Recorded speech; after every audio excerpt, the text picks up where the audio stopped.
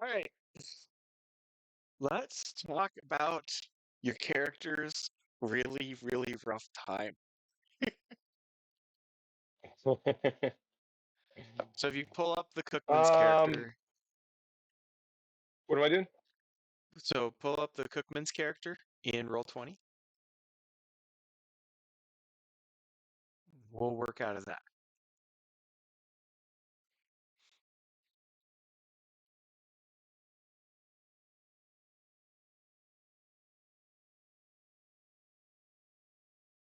All right, and I joined the campaign earlier today, so I just have to Yeah, I pull it saw. up right now. There's not a lot there yet.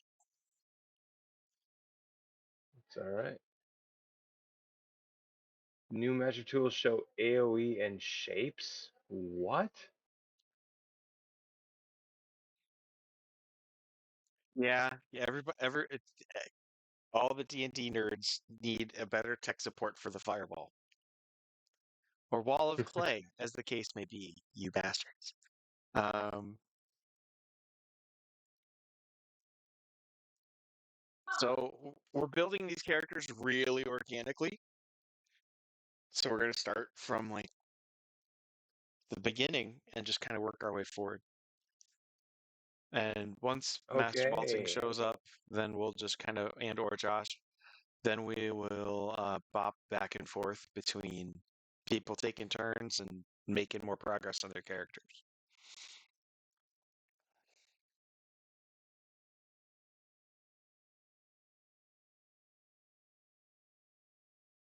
So, Sounds good. needless to say, the whole kind of high concept of the Starfallen is that the governments of Earth spend about 150 years selling criminals to aliens in exchange for Right. technology, which is how we get both Tang and Velcro. Um, sorry, it's a 1980s space program joke because both of those came out of the shuttle program. Um, but so the first question we gotta answer for is why were you locked up so that you could be sold to aliens? Like, who are Um, you and I why don't know. were you behind bars? I was waffling between a few different ideas. The first one was somebody who didn't feel bad about it.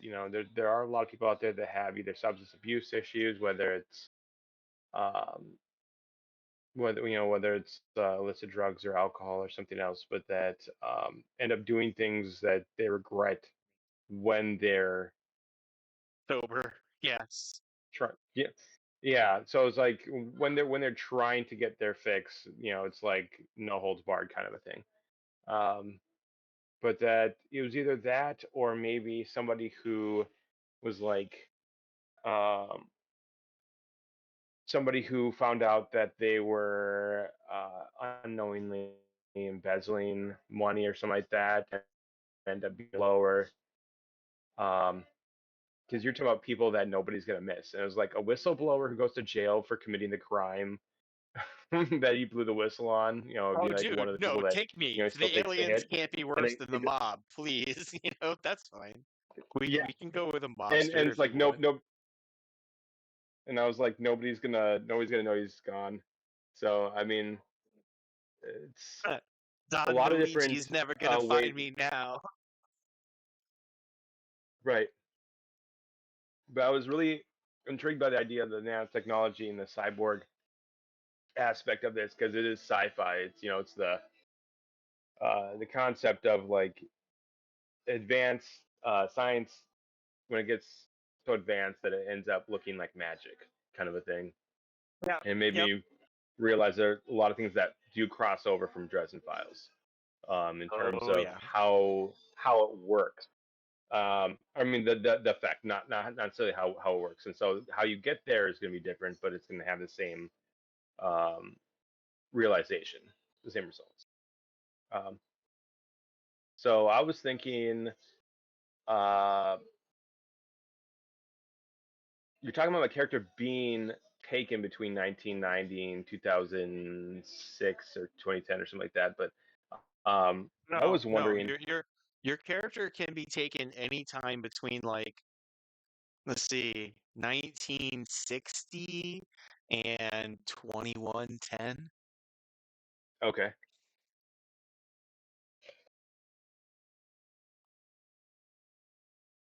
It's about 150 years. all right. Uh, so I'm almost thinking that like a late Vietnam era vet, so that way I can have something that can really, I I can fight. y- yeah, or like he's seen the thick of it, but that,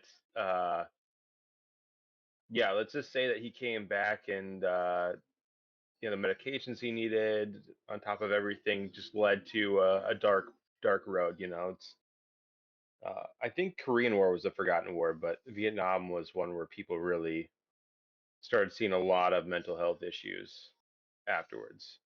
Well, So, yeah, and a lot of it was from how just ruthless society was to them when they came back. oh I'm yeah, I'm from the 80s. I remember that divide really, really strong.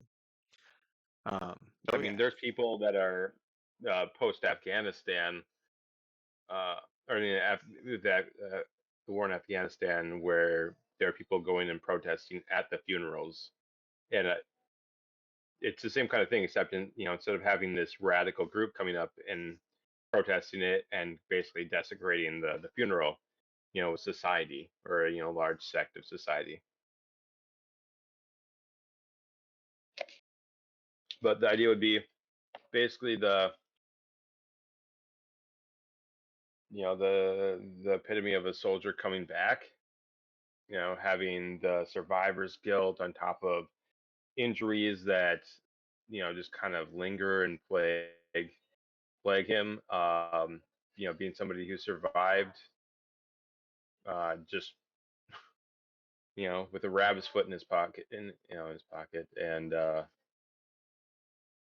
so he ended up, going and basically going down that dark hole, not having a whole lot of support under him, and next thing he knows, he's in jail for committing a bunch of crimes on a rap sheet that he doesn't even recognize, but they have a lot of eyewitnesses, and he Okay, but we doesn't still have need to know a memory we for still it. need to know what the rap sheet says because that's what the Nomians use to modify you. Oh yeah, yeah, yeah. How about it's a cornucopia So, well, of petty well, hold, crimes that slow your really roll, add up to. slow your roll here, right? So Okay, these okay. characters, I know you're one of you're among my power gaming weasels, where your my feeling is your natural thing is to figure out what powers you want, and then go for that. But these characters I'm not. I'm not. are I promise I'm are not. are fruits of their past. So, Yes. they're so chemical dependent vet from probably this would be like the early 80s, etc. Or not. We can pull a Methuselah thing here where you were getting run down and aged and they fixed you, because you were a mere 50 years old when they sold you, compared to, and the people are like, Right. "Ah, yeah, no, forget this. Let's work on some anti-gerone treatments here." And and because I'm thinking these guys have kind of middle patriarchy, you know, lifespans of like 200, 300-ish years at least with like galactic medicine medical support. So, What is it? Something where if somebody already hits a certain age, it's just holding them at that, or does it actually reverse aging to relative prime to where they're able to have a Uh, high quality of life. yeah, no, relative prime, like a very athletic late 20s. Yeah. Okay. But when things break down, wow, you guys are really, really, really far away from the nearest body shop. So there's that. All right, so we gotta get drug of choice, and we gotta get that rap sheet built. So you want opioids? You want morphine from your whatever injury crippled you, or got you out of the war, or Yeah, you want I something, mean or that in or that you want to era, I go? feel like a lot of it was that. It was morphine. It was straight up opioids. It was stuff that was medical grade that just ended up carrying over from and they already knew that that's what would help. There was never enough that would be able to stop the pain, make it go away. Metaphorical or otherwise. Well, from what I gather, morphine doesn't take the pain away. You just feel too good to care. But yeah, I've, this is what I've heard. You're Um, not wrong. You're not wrong. That's what I mean. It's painkillers pretty much just mask the pain for the most part. yeah. I mean, Non-steroidal anti-inflammatories don't do that. They actually help. But the I mean, source it's of the something yeah, that yep, yep. yeah, you break your arm, that Before pain, we go on those things aren't going before we anywhere. go on our medical tangent and completely lose like both of our audience for this podcast. All right. So you hooked on morphine, and that's how the mob got you. Oh, you want the mob to be involved with this one too? Those are two different You ones. If you're mashing them you're the one together. who lives in New York and brought up the mob, man. That would get you like an enforcer's rap sheet. But I don't. I The thing is I don't want an enforcer's rap sheet. I'm looking for, uh, basically a strung out druggie for the first one with Drunk post driver Vietnam. kills family of five in a car wreck and walks away, that kind of I thing. mean, assault, robbery, burglary, attempted homicide, stuff like that, where it's just like the normal things that you'd see from somebody who's very desperate to get money and drugs. So it'd be like he held up a pharmacy, straight up, assaulted a security guard, and is Oh no, no, no. We can resisted do better than arrest. that. It's like, And the cop who intervened didn't fare so well. and the Um, cop that intervened didn't fare so well. You mean like I put him in the ground and then no, I you put ended him in up the getting. hospital, but they've got you down as an attempted cop killer. So yeah, they'll sell you. Oh, attempted murder of a peace officer. Hmm. That that's I was gonna say, depending on That's what kind something of because officer it that's was, something that's it, got it some would. legs, right? Like 100, it doesn't matter. 100 years later, they look up your rap sheet. People gonna care about that.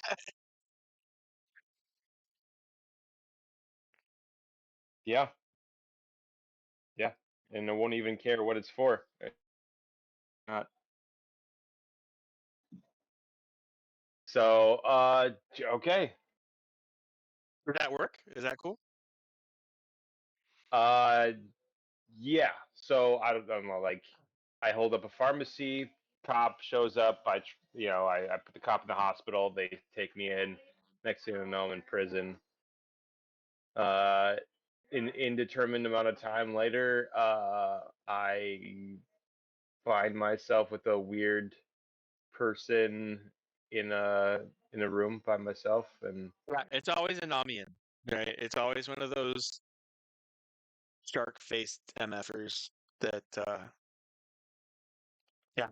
well, you can't tell it's a shark face person No. when you're Yeah, in the but room with it's them. Because- correct. Yeah, they're still doing the hologram thing, but they're wrong. Yeah. yeah, All right. right.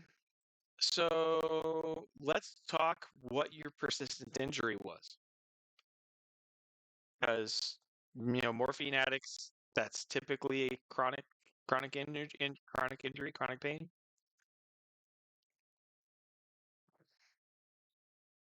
Uh,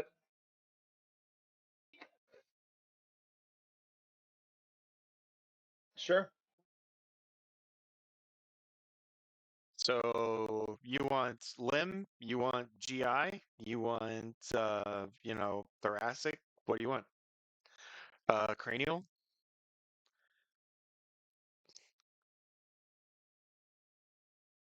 For you talking about for injury, right? Yeah, right. What hurt you so bad that you got hooked on smack and ended up ruining your life?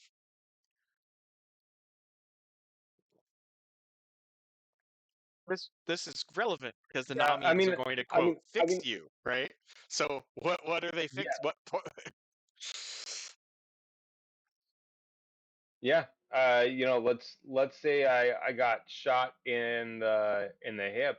It didn't heal right, and now like even with all the drugs I was taking, it still made a weird squeaking sound and clicking sound when I was moving around. So I lost mobility, and they didn't get everything out, so there's still some stuff in there. That's just shout speedster to me. Oh, does it?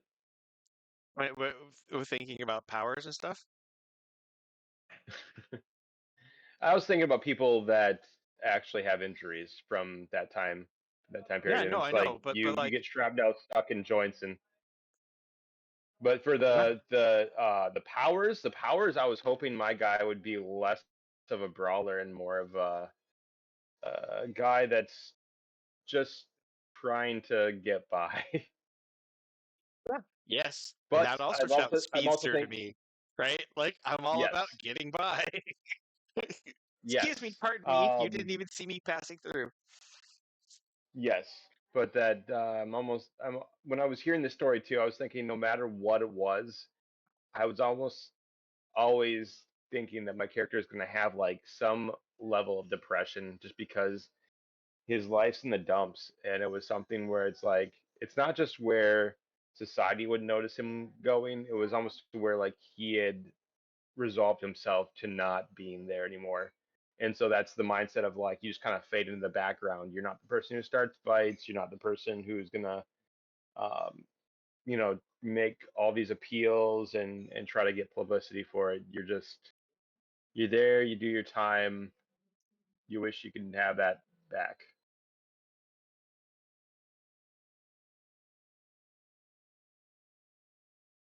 So definitely helps. But yeah, I think that having the mobility issue is definitely one that would um,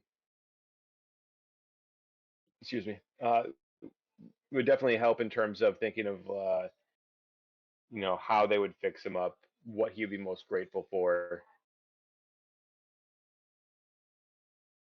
how that manifests with these nanotech powers.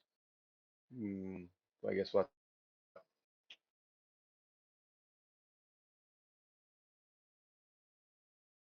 So all right. So we've got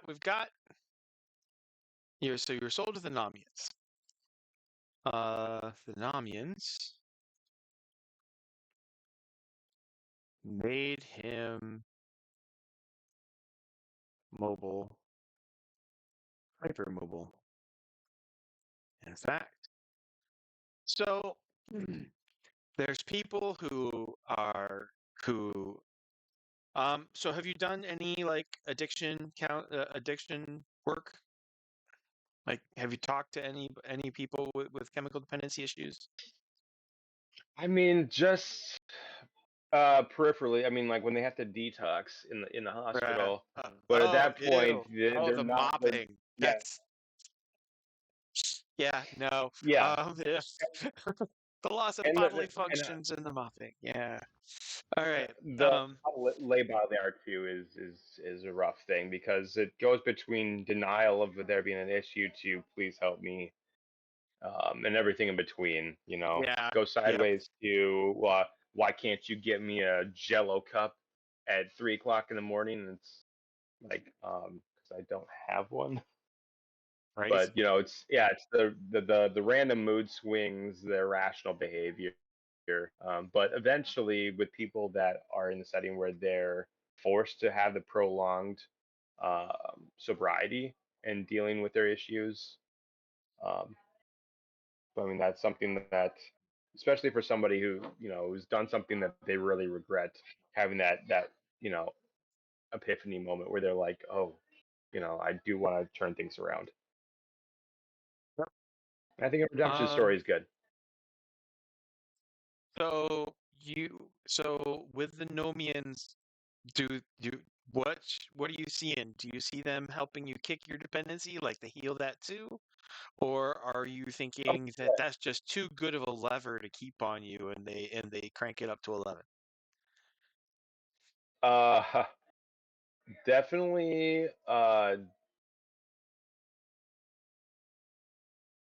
Right. So I'm do thinking you that, want that you keep playing these characters with hunger tracks, and I'm just wondering, are you aiming to play a character with hunger, with a stress track for some kind of need? no, I'm thinking that the nano just straight up Okay. cures that. Yeah. So Like, we'll it probably doesn't we'll fix that with in the way the neurology. addiction goes. Yeah, Hi guys. Hey, sir, how's it going? Hattie. Tremendous, all things considered. Awesome. We are making Cookman's character, and what I'm going to start doing for today is I'm going to kind of bop back and forth, where like Cookman's turn will be character generation, and then Alex Weber's turn will be, you know, poor man superhero stuff. Is that okay? Okay, sure, All right. sounds good. I still And love I the recorded the cover identity of Gregory Ivan Joseph. Gregory Ivan. All right, let's throw that in that character sheet. You, Oh wait, I have a character sheet now.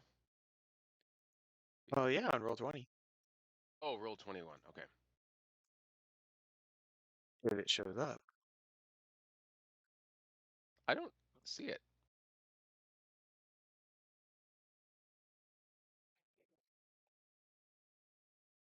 Yeah, I'm having trouble.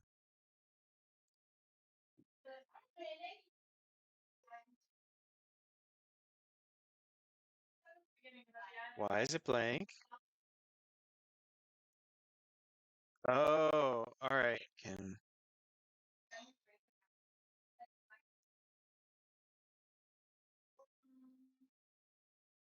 that still not coming up? If we lost your character, I'm gonna be big mad. Whose character? Mine. Oh no.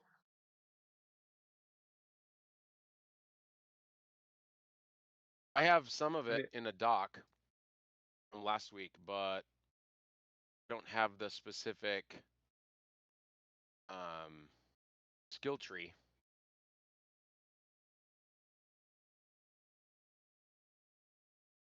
Yeah. So check out copy of Alexander Weber.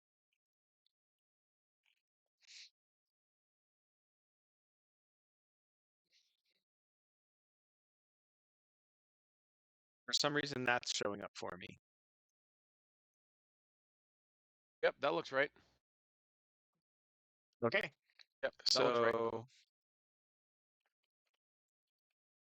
and then the other was the other name you So picked for his your. alias is in Discord, or excuse me, in Roll20 in the chat was you wanted a GI Joe reference, so I picked Grigory, Ivan, Joseph. Okay.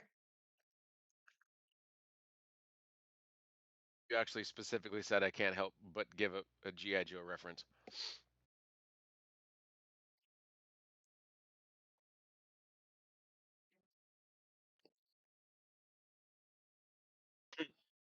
Well, this is why I make my backup copies in Google Docs, though. It's just like, because when Roll20 just wants to lose information, there's no recovering it. Mm-hmm. But Absolutely. it's still an excellent platform. Yeah, it's Agreed. super fun.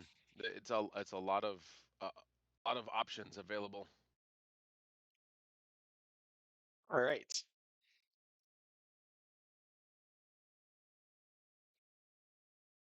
So, oh, and this was Anand Station.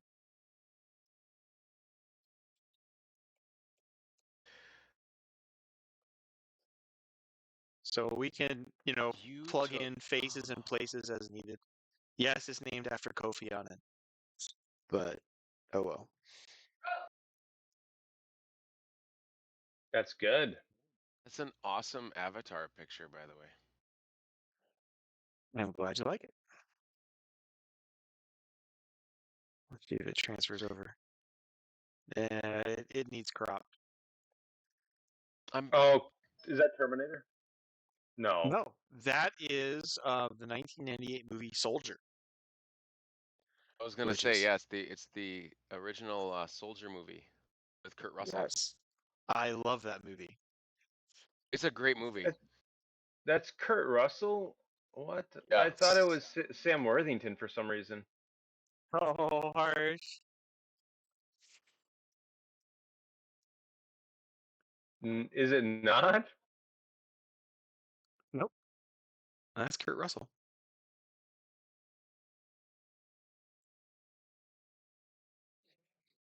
There you go. That's a little better in terms of tokens. Ah, it's Kurt Russell.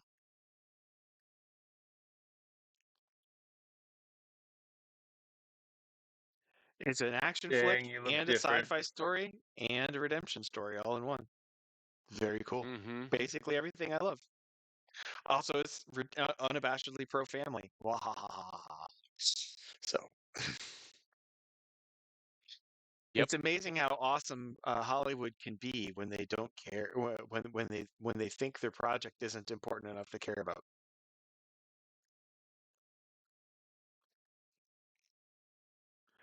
Interestingly enough, just because of the way timing worked out, the training sequences with young Todd in that series, that was actually was filmed with Kurt Russell's own son, who was 12 at the time. Oh, dang. So like the resemblance is uncanny, genetic even. Yes. Weird how your 12-year-old son looks a lot like a young you. Oh wow, how could that happen? Anyway, Sure. so to catch up, we have just sold Charlie. We've just sold Charlie to the Namians. We're working on his so he's a Vietnam vet. He got dependent on opioids. He was a war hero, shot in the hip with limited mobility. Got hooked on morphine. Ran up a rap sheet for like assault, robbery, burglary. Kind of desperate for money to pay for the drugs. Did I Held drop? up a Oh, pharmacy, and the cop who intervened didn't fare so well. So convicted as an attempted cop killer, he was sold to the Namians. The Namians made him mobile, hypermobile, in fact. So I'm kind of leaning towards speedster for Charlie. Nice.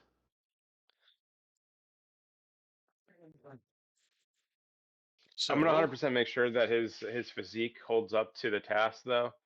I remember there being, I think it was the Flash. They were saying it was like, how does he not turn to pace the second he takes a step in super speed? And they're like, some big scientific thing about it, how his muscles and tendons and bones are all reinforced for that. I was like, oh yeah, that would help when you're flying super fast, into orbit. And I, It's DC. Don't get me started on DC and rules or logic. yeah, that's true.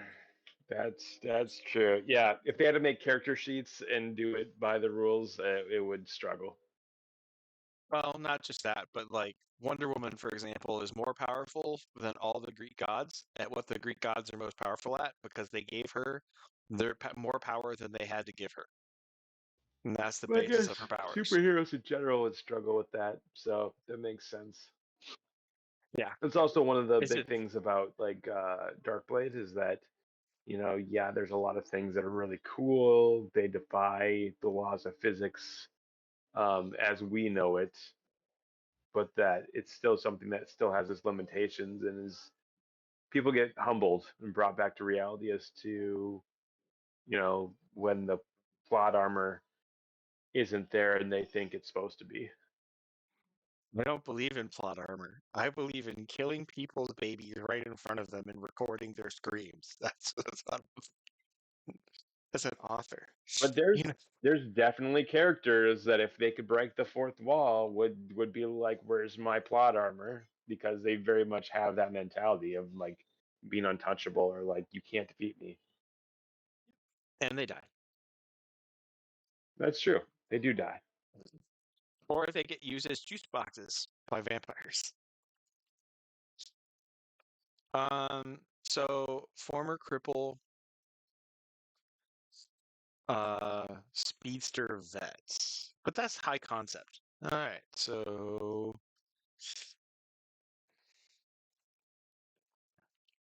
super speedster Vietnam vet.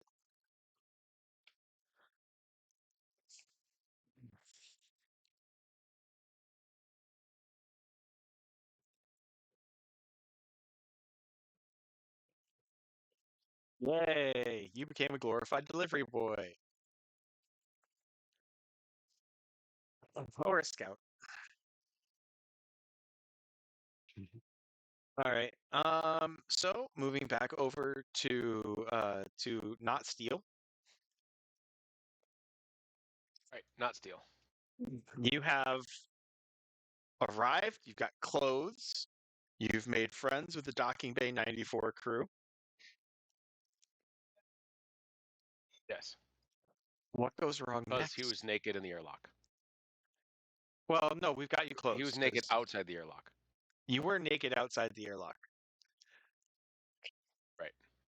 That was Um, uncomfortable. For There's everyone still some involved. like Chafing, there's windburn. still some there's still some windburn on that. Okay, so yeah, the judo practice will probably be delayed for a couple weeks. All right. Yeah. So you have made it into the station. You sleeping on a couch, but Mm-hmm. it's a space station, so things are kind of tightly monitored. And you're gonna need your alternate ID, and you're gonna need that alternate ID. Did you already make that roll? Think maybe you have. Yeah, we made the alternate roll. Yeah. Okay, so you got your alternate ID set up. You're a dock worker in Bay 94 with the guys. Um,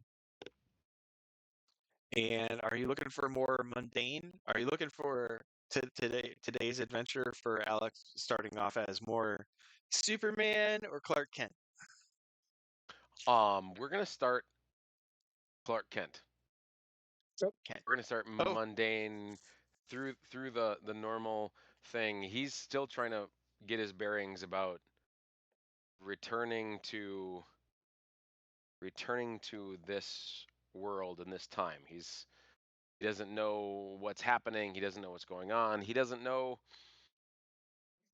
how much time is. I mean, he has an idea of how much time might have passed, but he is going to go through mundane things and try to piece together parts of the puzzle.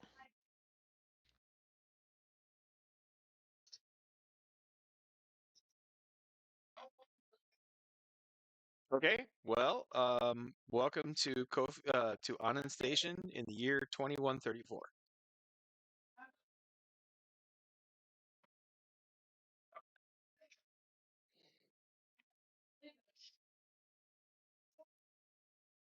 Wonderful. It looks very Voltron-esque. I have no idea where I stole that art from, but I totally stole that art. Okay, so we should give you a minor social antagonist. For sure. Oh, quick side note about Kurt Yes, Russell. yes. Do you know he did Stargate before Soldier, and the character in Stargate of Jack O'Neill and the Soldier character are very similar. Oh yeah. Did you know he filmed I thought it Soldier was on a broken ankle? I Oh didn't dang. I didn't know that. I knew he The was a running, the marathon run, and the martial arts scenes included. I knew he was tough, but wow, that's crazy. Anyway, sorry. Random aside. No, not a problem. I happen to be looking at the IMBD. Um, I love him in Tombstone too, by the way. He's fabulous. Oh, absolutely. Just awesome. Okay, moving on. Minor antagonist for Mr. Gregory Joseph. Okay. Cookman, probably gonna look Yes. up. So you've got 10 refresh total. We're gonna spend a Hmm. lot of it. We're gonna spend a lot of it on speed and a little bit of it on toughness, because that was what you mentioned. So I'm thinking superhuman speed for 6 and inhuman toughness for 2, and that's 8 of your 9 refresh that you could spend. Okay.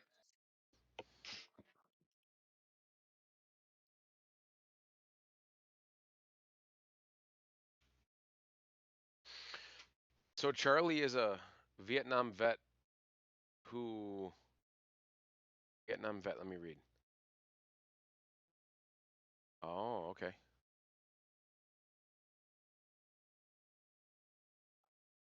Huh. A little bit like, Looks oh, what's the character? The Gary Sinise character from Forrest Gump. Who's the Gary Sinise character? Without losing the leg. Lieutenant Dan. But yeah, Lieutenant Yep. Dan. Lieutenant Dan. I'm wondering how much it costs for life support, flight, and cyborg senses. Life support. So flight is just 1. Life support is 1. Okay. But I don't want to make 2 versions of the same character. Yeah, but I mean, Rogue and Storm were both able to fly, so you know. Yeah, Rogue is way faster, but Storm can fly, entire jumbo jets because she can summon up that much more wind. Yeah. So I mean, if I was to add flight on as my 9th one, that wouldn't necessarily be a bad thing. I wonder if Yeah, but then you're just down to like is there human anything tough else. regular. We'd have to ditch in human toughness, right? You'd just be. I thought you say it's a refresh of 9 or refresh of 10? You have 10 total, so you can spend 9. Okay. So if it was 6 for the superhuman speed, 2 for the inhuman toughness, and then 1 for the flight, is that? Now we go life support over flight. Oh, So the gotcha. idea is almost all the galactics they can function in space. Right, that's just kind of a Gotcha. standard. We don't want to care. The Valorian Empire not big on spacesuits when they can just shove this semi-cybernetic squid along your spine, and then you can just go function in vacuum.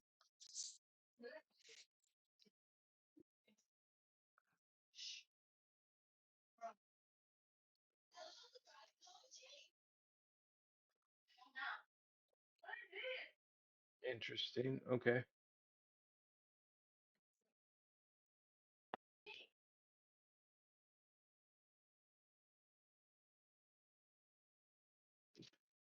Well, having superhuman speed definitely will come in handy. It's 3+3 to athletics to dodge, 3 free zones of movement, and automatically you win initiative all the time. Woohoo! Right.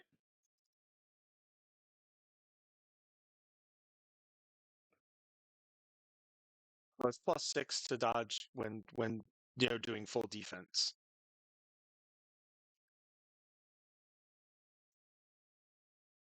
Or sprinting.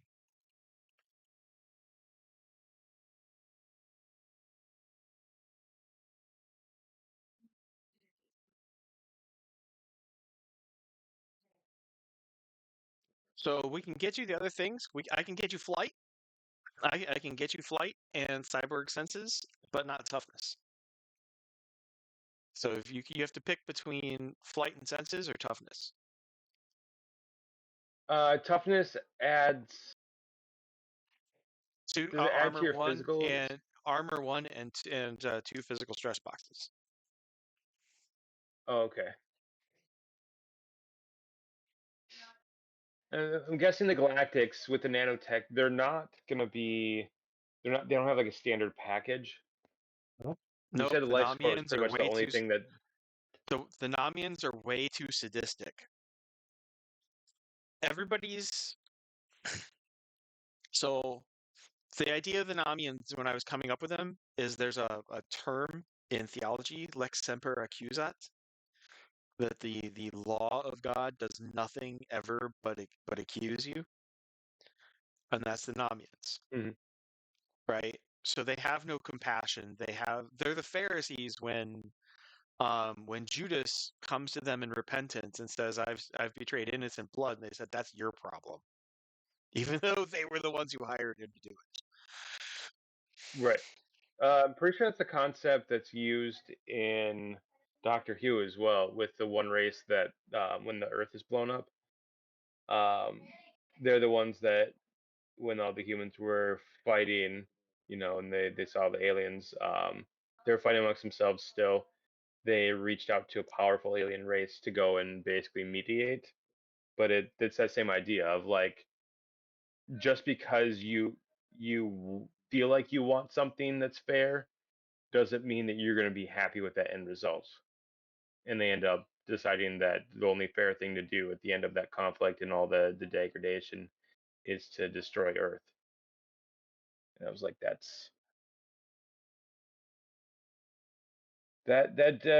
definitely does seem fitting for an alien race to have that overarching theme.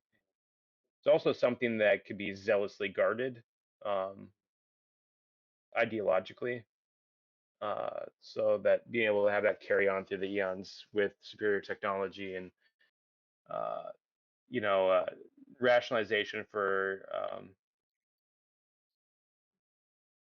going and exterminating other races when they become too much of an issue. I almost feel like it's like the malicious compliance in a But, sense all too. right, all right, bunny trail, back to the game. Toughness Gotcha. or flight and cyborg senses. Um,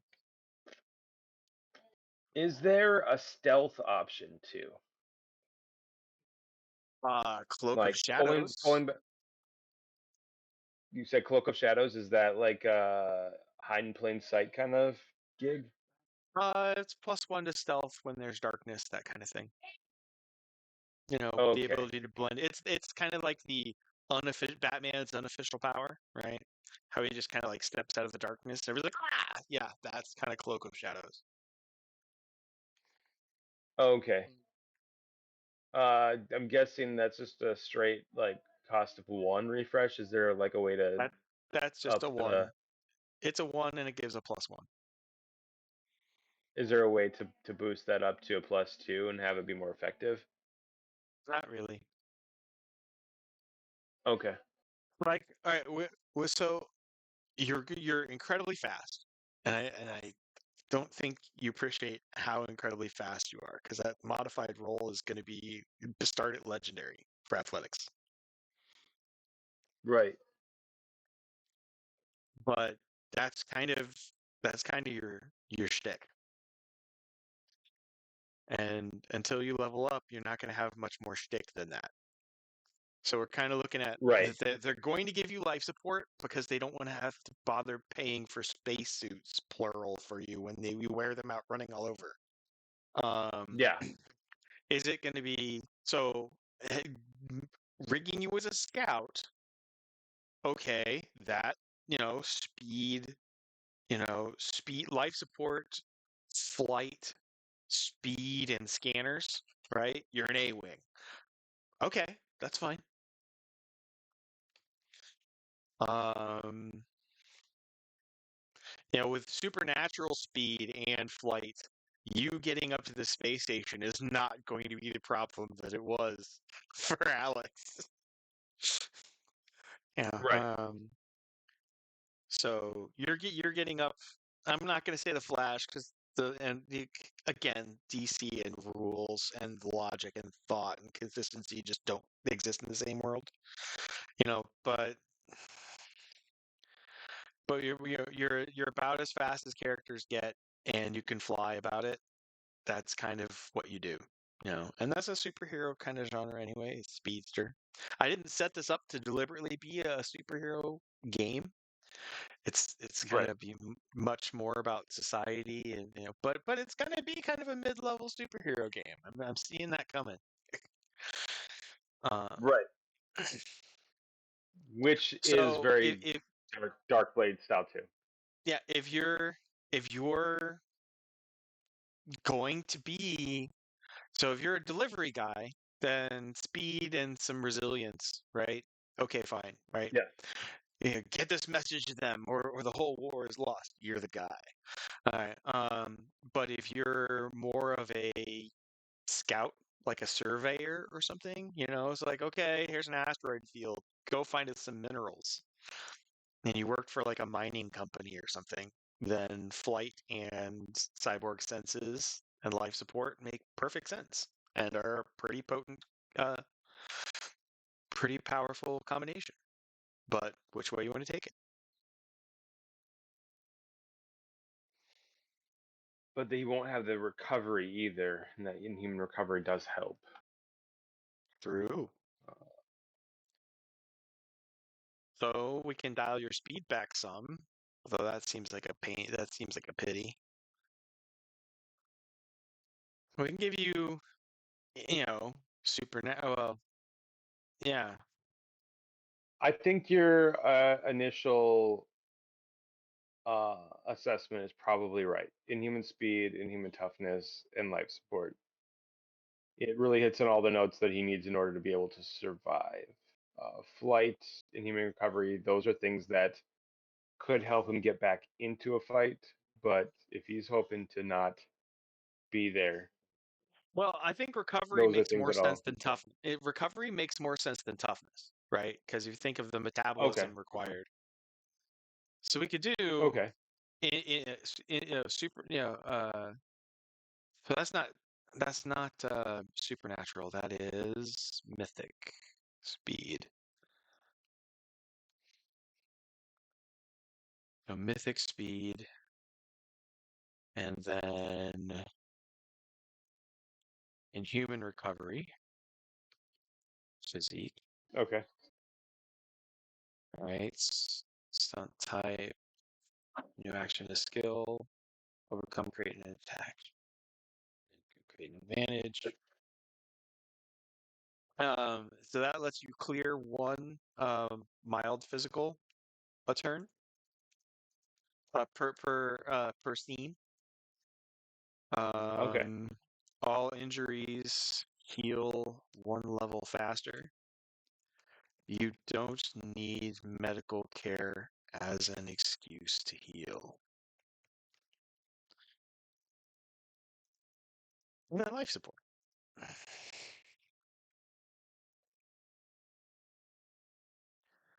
Also physique.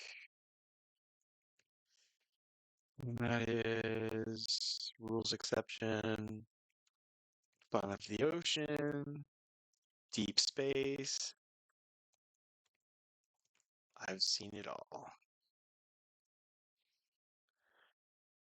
Okay. So mythic speed and human recovery life support. Yep. Got your powers. Back to Josh. So let's take a look at one of your pictures, one of your characters, or we can start making story aspects. You need a fate point, and we can give you a fate point for one of the aspects you've already got, or we can figure out a story aspect to give you fate points for. What do you How think, about sir? story aspect?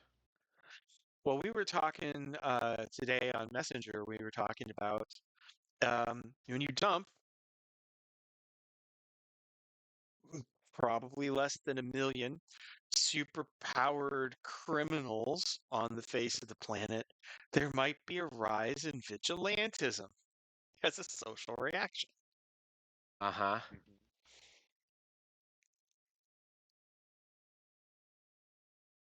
Yes.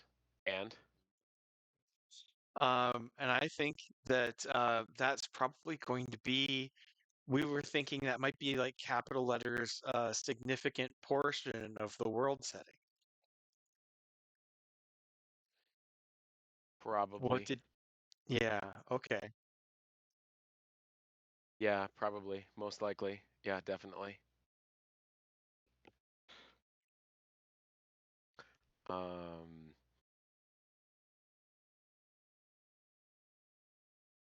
okay.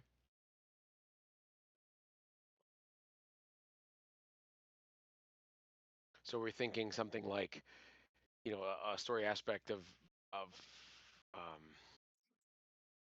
new vigilante justice or vigilantes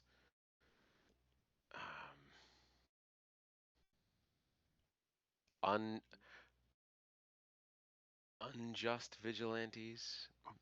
Trying to think of something that would be an aspect to a story like this. I mean, thinking about the Batman story of the vigilantism to eliminate to be the symbol that crime fears. When Bruce Wayne says in The Dark Knight, criminals make everyone afraid, and I want to make the criminals afraid of me. So somehow I think that Alexander would have that kind of with his superpowers now essentially, or his mid-level superpowers. He would probably have the same feeling of he has a savior complex, and he has super soldier senses, and he's a protector of the innocent.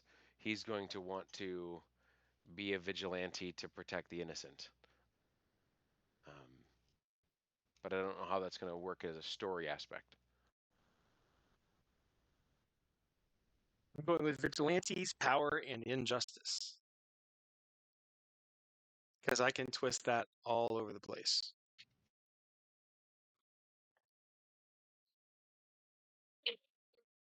Okay. Right? The thing about I've one of never the seen that reasons why screen before. that's Cool. the handouts. So you guys can click on it anytime you want to look at the story aspects. So I'll give you a fate point for vigilantes, power, and injustice.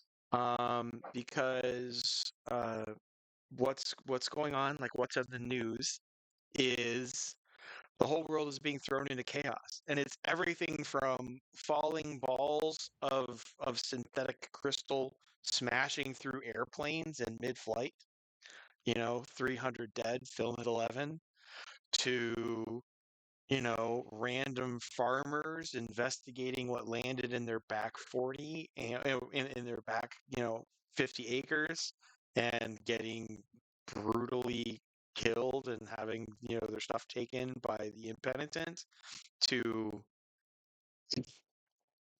random And so it's going to go all the way from like apocalyptic natural disaster and immediate crime of necessity to, you know, trembling naked refugees showing up in every major city and town in the world. And I mean, the Starfall's kind of the end of is the end of civilization as everybody knows it, one way or the other. Things are never going to be the same. Right.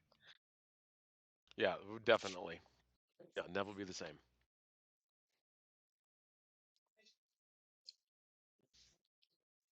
And, no duh, because the Okay. Namians are using this as a plot to destroy the Sol system, so they can conquer it too. Um, so, Because the Namians are sneakily and underhandedly trying to overtake everything within the galaxy, so they're in control as somewhat Sharks. as the They're hypocritical. as the Yeah. sharks who they have infiltrated in kind of a slow, malicious way every part of the galaxy, and now they just want to take it. Well, yeah. Hmm. I could show you the tweets and the daydreams of the Christian nationalist movement, right? The self-righteous neo-Nazi hypocrite crowd. And they're down with it. They're so convinced that they're the good guys, that they're the righteous people, that they're the ones whose vision of the world should rule, that they got no problem with openly talking about gulags and enslavement and depopulation. With, Oh, gross. you That's just gross. that's yeah, no, it's a real tragedy. They've spent the last year making a run at the Lutheran Church from the inside, appealing to the good German roots, and then going, Hitler was not so bad. It's been kind of really nauseating. Oh, bleh. I might Yeah, vomit just thinking about that. they're I'm not even Lutheran. one of the ringleaders has been publicly excommunicated. Another one has been chased out of the church entirely. But they're appealing very strongly to college underclassmen who don't know any better. Oh, Yeah, Lord help us all. amen. But yeah, that's kind of the Namians. The Namians are really kind of influenced by a combination of Pharisees and neo-Nazis, right? It's like, we could, should, and it is our right to conquer and enslave the entire world because we're just that darn holy. Gag.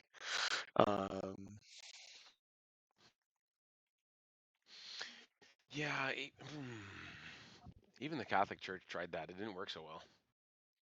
Oh no, yeah, there was kind of universally ugly. The wars of the 1600s. Oh yeah. Yeah. What is it? A quarter of the population of Europe killed? 20%? Something around that. Mm-hmm.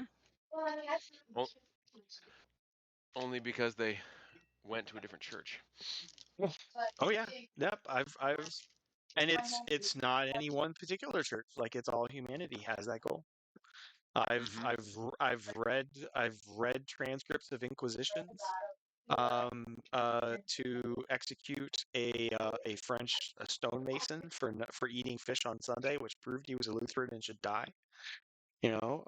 Lutherans used to baptize Anabaptists till the bubbles stopped coming up. I mean, and everywhere that the Puritans ruled, everywhere that the Puritan, the Anabaptist people got in charge, they tortured 20% of the population to death for shits and giggles. They killed over 25% of my tribe for wanting to pray in our native language instead of their prayer book. And that was just in one sitting. Uh, so, yeah. When religious people of any religion are like, we should take power, I'm like, it's not. We don't do good with Run that. away! Run away!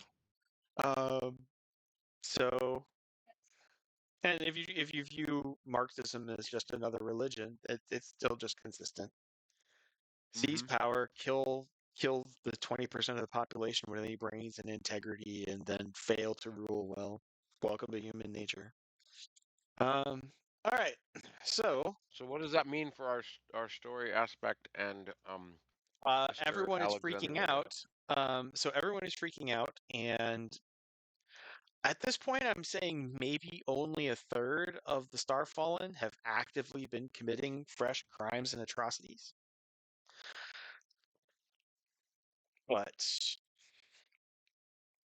A third. this is Oh, how so like really bad laws and policies get made.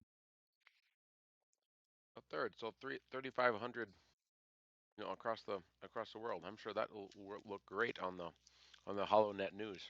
I'll try 350,000. The USA wasn't the only people selling prisoners for 150 years. I thought you said there were 10,000. I'm thinking about it. Oh, There's all right. probably 10,000 for America. Okay. Fine. So you're talking major demographic shift in Well, entire world's understanding of humanity and people. I mean, 1 million people in a planetary population of 4 billion is less, less than half of a percent. Right, but when But that 1 million man, people, does that less than half of a percent get noticed? yeah, yeah, absolutely. When they are essentially superhuman and have destructive powers, yeah, for sure. You mean like the X-Men? hmm I'm thinking what the Namians would do with like a someone who blows up buildings. How would the Namians take that? You put somebody in prison because they're a terrorist bomber. Like Mining, Oklahoma, asteroid mining. and yeah, asteroid mining, and then what do they become with you're talking about ironic, ruthless justice, and how would that translate into um, problems in a Earth not prepared for that level of ironic justice? Just because they made them, asteroid shattering portable cannons. Right.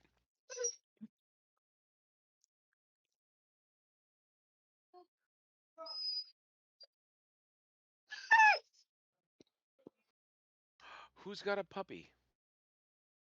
I have a puppy. What's its name? Manicotti. Manicotti? He's a Bernedoodle, and he's almost a year old now. Cool. I know. He's A, also a whiny a, boy. a Bernese mountain dog crossed with a poodle? Exactly. Oh my gosh. That would Yep. be, that would be, yep, I just looked it up. That was as cute as I thought it was going to be. I ran across a saying online today that dogs prepare you for babies, for dogs prepare you for toddlers, and cats prepare you for teenagers. Oh, dang. Well, I'm not getting a cat ever, so I guess I'll never be prepared for teenagers.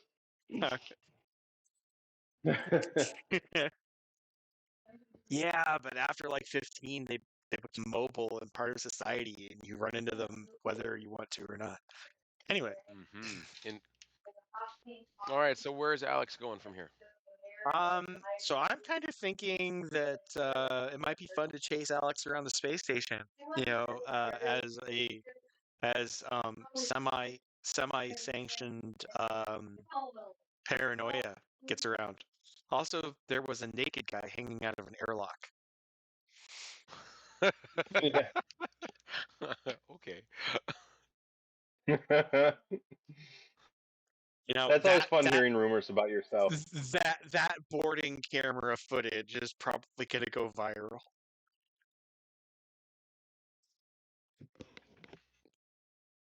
Sounds good. Okay, Viral so rumors of naked men in the airlock are not something we'd necessarily want to keep. some hyperboard 12-year-old going through the hacking into the surveillance systems of the space station finds the introduction of Mr. Nude, who walked in from space in his birthday suit, and let the panic witch hunt begin. Plus, while probably not everybody was looking at your augmented enhanced face, as opposed to your other augmented and enhanced parts, depending on the lighting, you might have a hard time remaining anonymous unless you do something about that photo, about that, that file footage.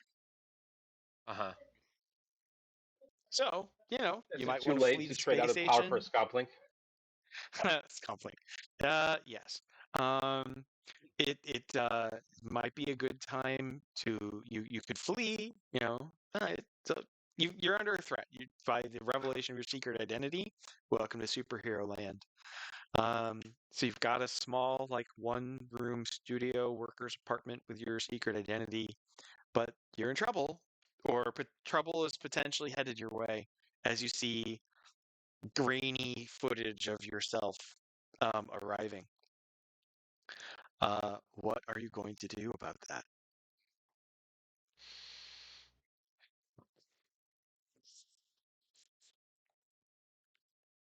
Well, my initial reaction would be to create an algo worm to remove the images from anyone's database.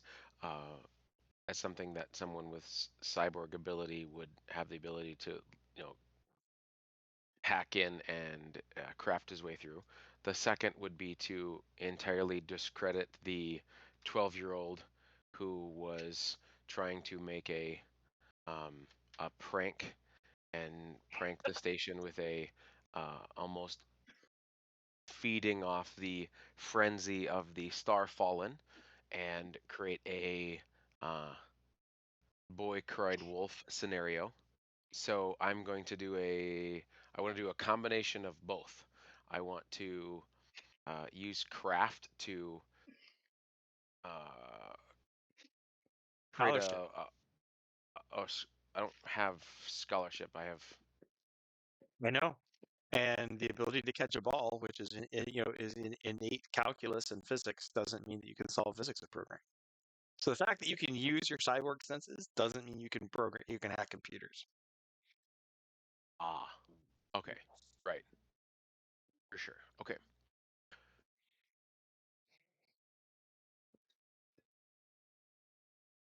Well, we're still gonna do it. So we're going to um,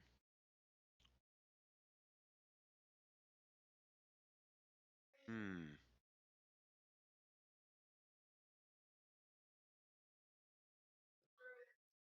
So I'm gonna make so we're gonna make scholarship roll to create um,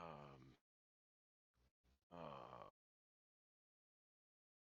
a bug, a flaw, maybe. Can I can I can I be a bad GM? Sure. Okay. So Clark Kent doesn't have all abilities. Instead, he frequently has to rely on other people. Yes, he has to rely on other people. Right? There's a Jimmy, reason what's why his name, right? Jimmy Olsen, Jimmy the and Lois. photographer, Lois, the investigator.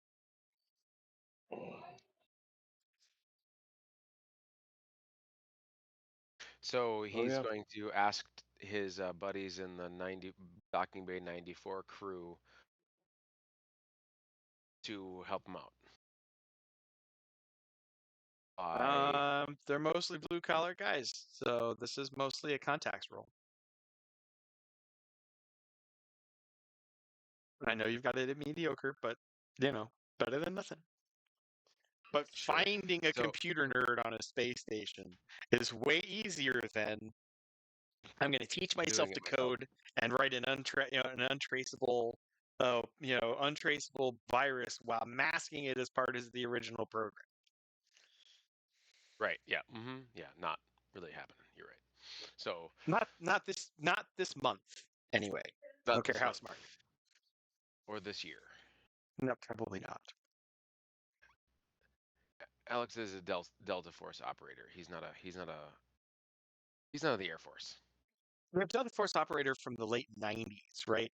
So Right. you can carjack an antique car like nobody's business.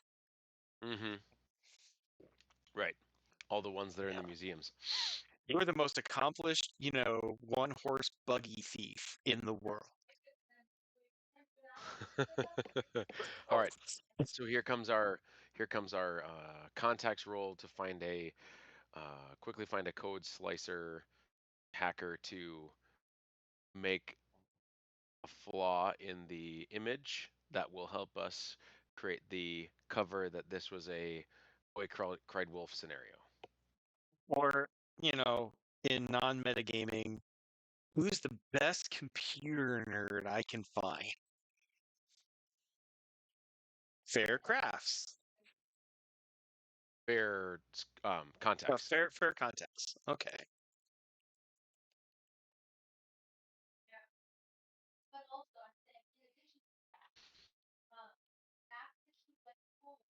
That was a I good also roll. Up want two.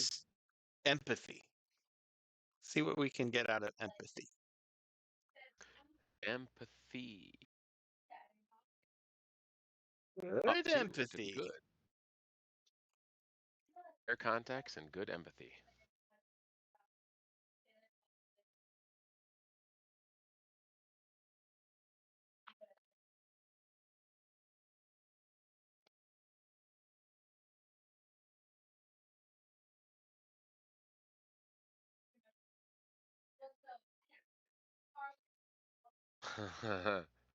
Uh-huh.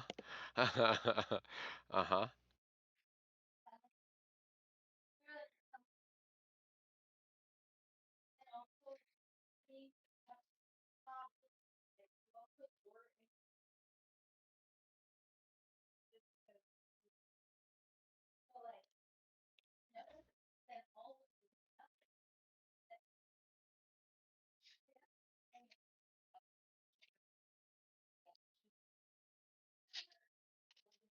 Yeah, because they have kids on the space station. That makes sense. People like to do the things that produce kids. And some people even like the kids. And also, high schoolers are totally okay with going and humiliating 12-year-olds, which is exactly the second step of Mm-hmm. Josh's plan. Yep, absolutely. I had a hard Okay. time not laughing so hard on that. Yep. So, who are naive, easily manipulated while being prone to hero worshiping adults? High schoolers. So the chief nerd of the high school science club to make friends there, and pray the vigilantes don't catch on to that action, or else they're going to be after you even more, because you're going to get no benefit of the doubt with those folks. Right? Oh, vigilantes, not villains. Yes. I was like, why would the villains care? The villains would just emulate that and exploit them. Oh, I thought you were saying when all the starfall was happening that there was gonna be a lot of villains, people that like because they were from So prison you're and going to need characters like you guys, right? Other Starfallen or other like really epic heroes to stop Starfallen villains. That requires right. vigilantism. But there's also going to be like Yes. a social immune reaction. If you think about Mm-hmm. it as like the law and order version of the KKK. Oh, You it's know, it's like the actual law-abiding citizens who took their own firearms to defend their own communities during some of the riots that happened in other parts of the country. yeah. Well, Yeah. except that they had restraint. And we're looking, the people who make this a world aspect don't, right? Yeah. We're really True. closer Yes. to people who gathered at the Bundy Ranch looking for an excuse to shoot a Fed because they were willing to fight they believed they were fighting for their rights. And so you had like 100 people with rifles on a ridge overlooking 30 feds in a line surrounding a ranch with a family inside of it, and people just really weren't sure whether or not the Civil War was going to start that week. Yeah, I remember that. Mm-hmm. Yeah, Yeah, right. Mhm. this is people like that are going to be forming action committees in Yeah, quote absolutely. neighborhood watches all over the place. And yeah, you're going to have good cops trying to stop these guys, and you're probably going to have reformed heroes like yourselves. That's going to happen. But Right. they can't, but the kill them all, let God sort them out reflex. Do we remember the War on Terror? I mean, it's It was very much already placed as like that's the whole line of X-Men, is it not? yeah, You it's just literally have Xavier going and making up a group of people to stop superheroes or people with superpowers from like going and hurting people, and to but yet protect, they still want to persecute them. and to protect mutants from.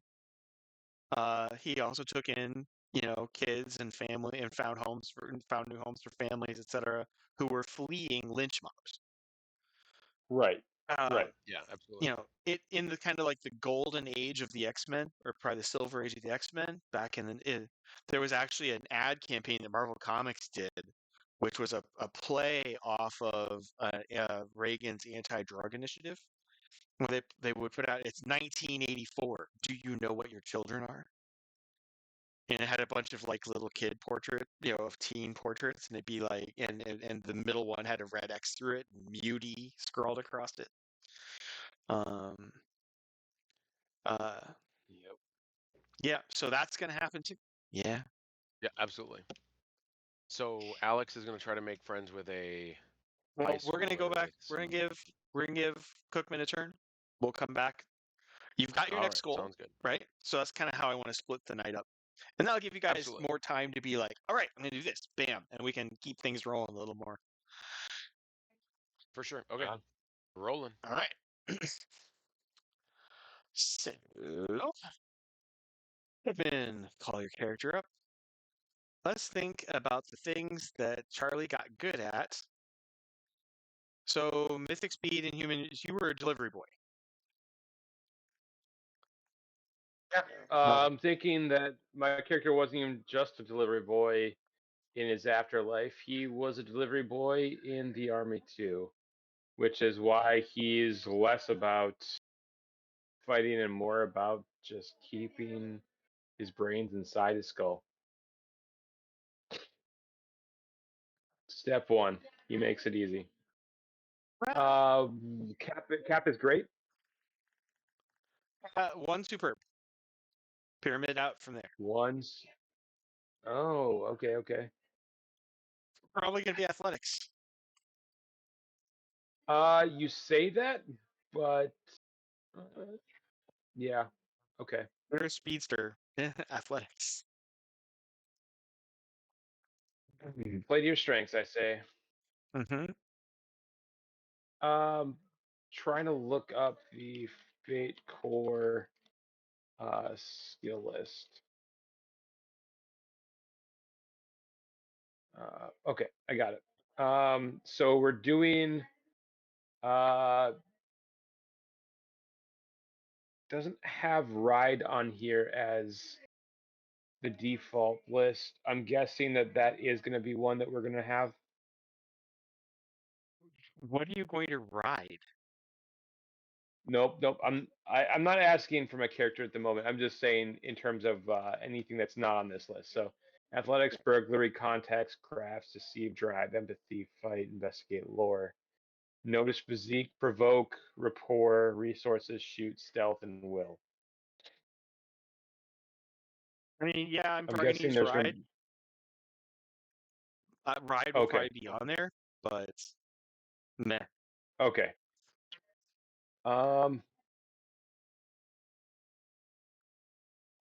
So the ones just going down the list in no particular So, order. but okay, Obviously, we have a athletics. space age. The problem with you being a military messenger is there's no such thing.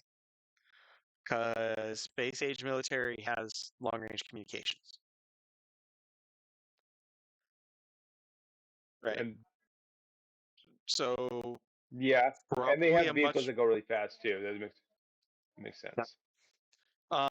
so you're So, much more likely to be like the superpowered version of a New York bicycle delivery guy, right? okay. You know, because you can do the hell out of that job. You know, here's 2 confidential files and a disk drive, and it needs to be uptown in 5 minutes ago. Go, you know. Right.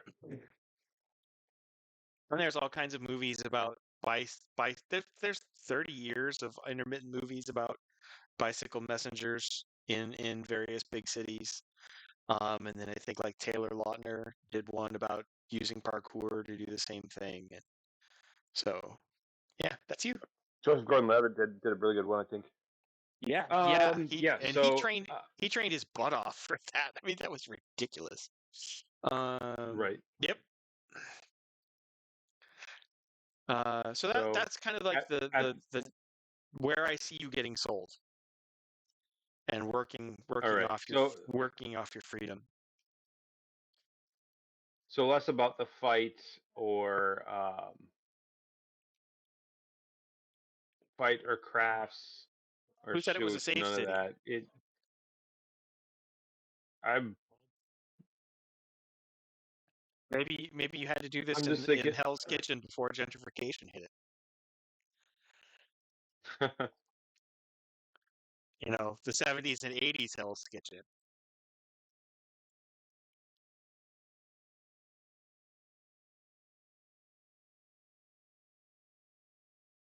So Yeah, once you that got was a pretty athletics, dangerous area. yeah, once you got athletics, I don't care.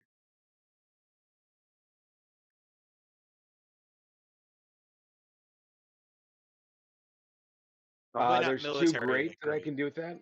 Yep. Yeah, not military. But if you want like fight and notice, 1, 2, 3, 4, 5. or fight and stealth. I do think I want stealth to be high up on that list. You Definitely also want to toss be that tough. in You there. could throw physique up high. Yes. But I'd probably throw physique in good.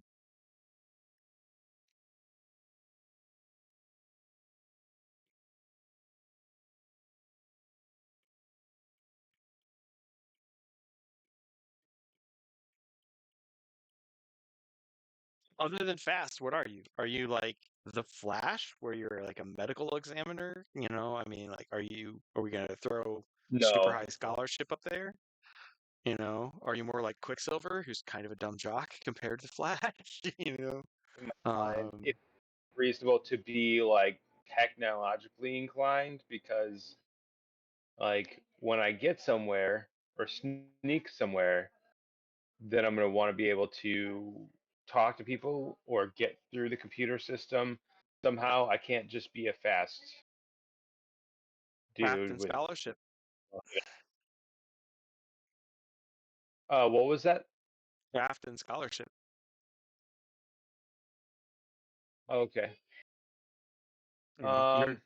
you were saving up to buy your own space shuttle or to buy your own like racing shuttle. Yeah, I'm channeling your brother a little bit, but you know, you, you were working your day job to have a really good hot rod, build it by hand. You're totally going to win the boon to Eve the next time around.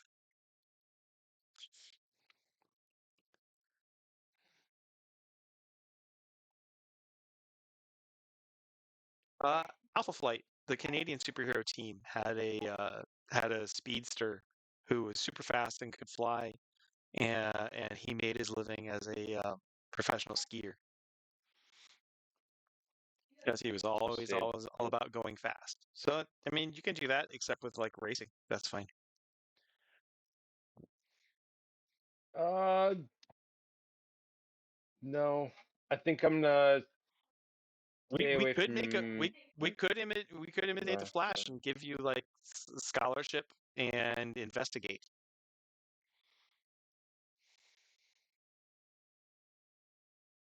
Or we could give you fight, or shoot or whatever else, I don't know.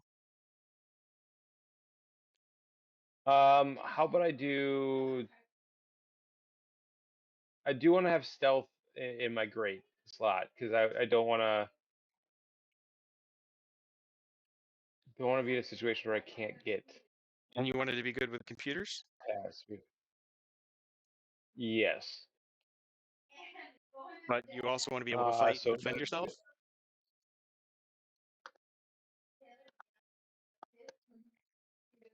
that's the thing is that I'm almost wanting a character that's not going to be good in combat, just because it's not something that every person, every galactic be insanely good at. Um,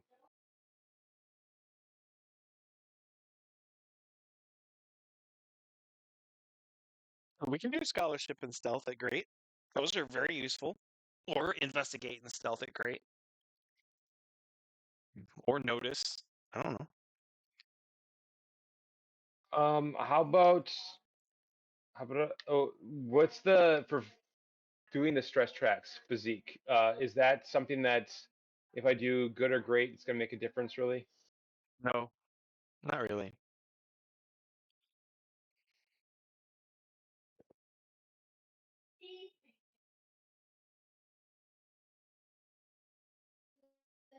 Okay.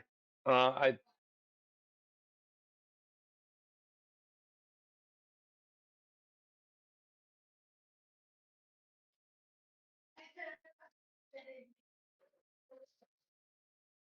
I'm gonna do stealth at great, and then I'll do uh, physique, investigate, uh, Well, you're going to need contact at least maybe in fight. good. Oh yeah, that's true. Um,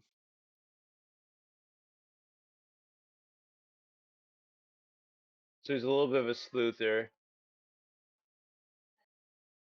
I could put context craft, notice, empathy.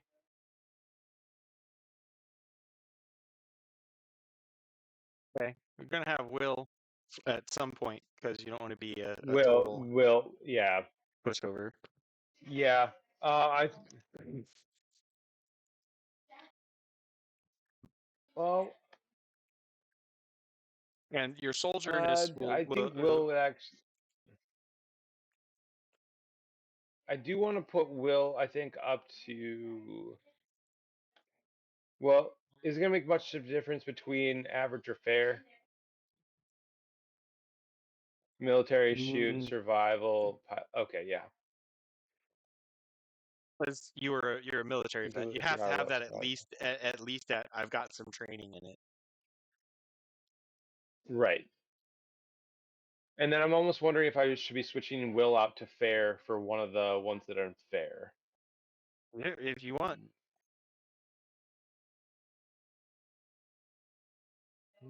If he's a little bit of a sleuther, like a stealthy sleuther, then I think that this actually fits really well.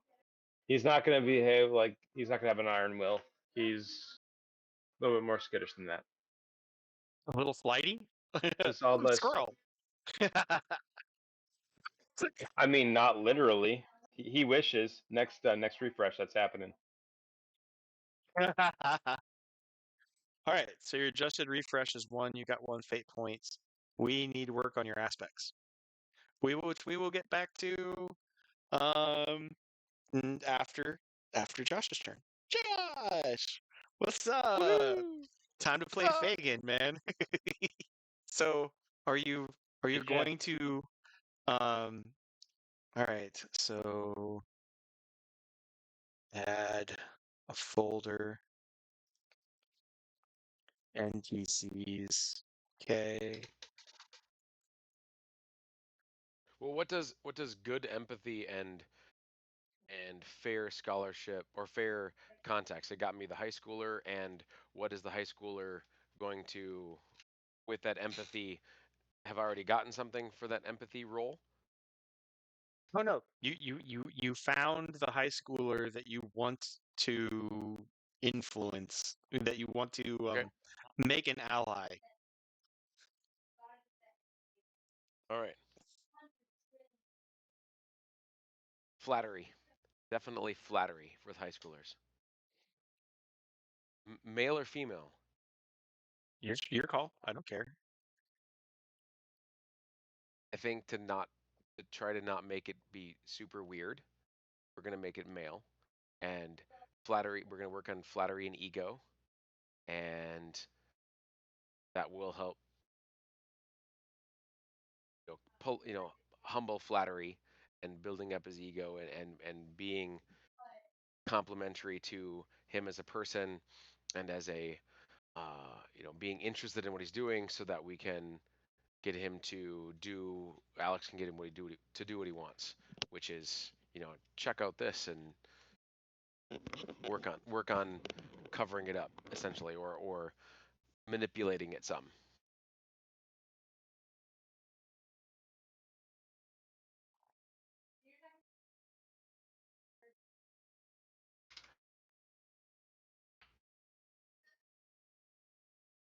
Am I on mute?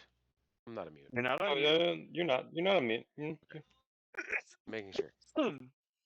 I'm searching for art to steal. Gotcha.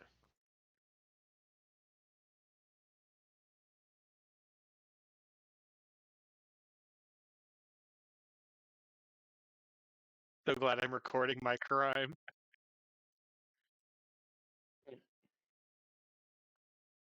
Uh,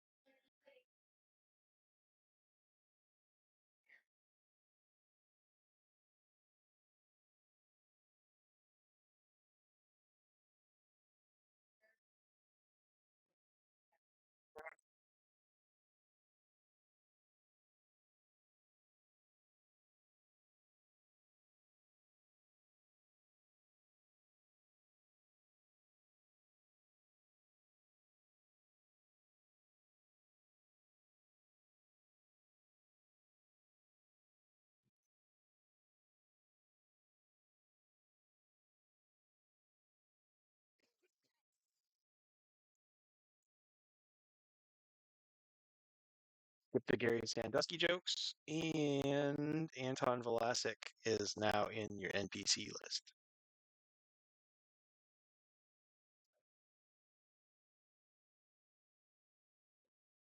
Okay. I only see Anton.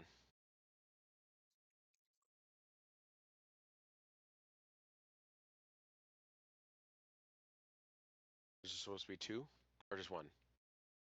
It's just Anton. Okay.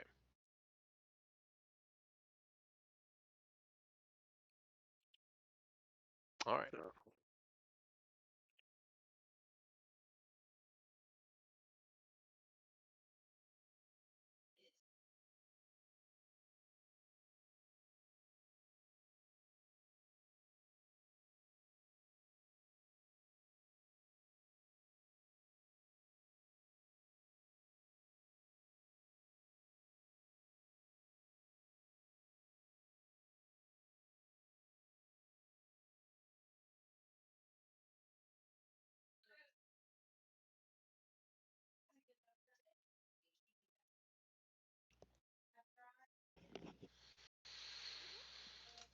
All right. So you have identified your target. How will you approach the hacker that you need to protect yourself from the mobs and avoid having to hurt a whole bunch of would-be vigilantes? Flattery. Well, how are you going to meet him? I would say, I mean, walking up and saying, uh, trying to find him in a passing area where he's hanging out. Maybe we find out where he's hanging out at the coffee shop, hacking into systems, doing stuff in the coffee shop, and No, mom's uh, mom's spare closet. There's no basements. There's no basements on a space station. Oh, you thought I I was going to said make this coffee. easy? I said coffee shop, not basements. No, I mean he does his hacking out of he he he does his hacking out of a back room in his apartment, not you know Starbucks. Right. Okay. So So you've got a challenge. I'm not saying your challenge is insurmountable, but right. Well, he would ask around at the crew if anybody knows, a good hacker, hearing about this person, being able to use some of his military um, to identify, to research and find him, or maybe there's just an understanding that investigate. this, um, you know what? That's not even that. We know high schoolers, so he's literally just gonna go ask about, Empathy? ask. How much to go empathy? He's just going to ask at the high school that he is interested in learning about what the high school is doing with their science club because he works on the docks and they are looking at trying to um, get some information from the high schoolers on a new project at the dock to help make the dock more efficient, and they wanted to bring students from the high school who may have computer abilities and coding abilities to look at some of their work and help to expand and make it better with outside information. And they've gotten approval from approval, quote unquote, to look at this with high school kids as a way to hopefully entice high school kids to work for the space station. So he's going to make an empathy roll. And Deceit, because that's a lie. okay, it is a lie. All right. He's going to make a lie roll. He does great deceit. That's up 3. That's great. It is great. Total Tony the Tiger.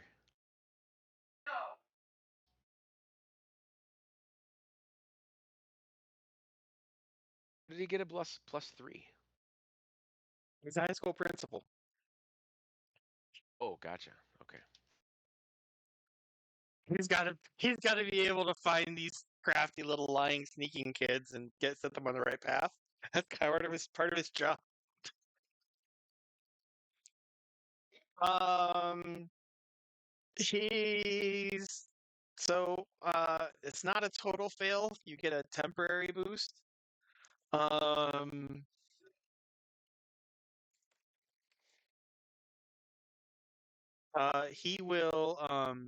he'll ask the robotics club if anyone's interested, but he can't promise anything.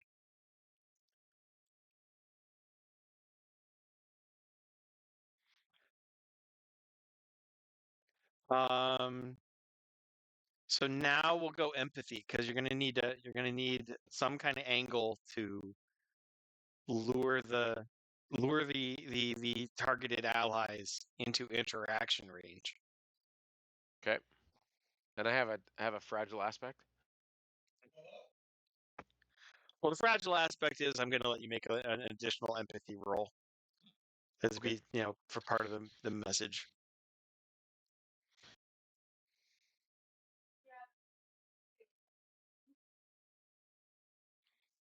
All right. Um,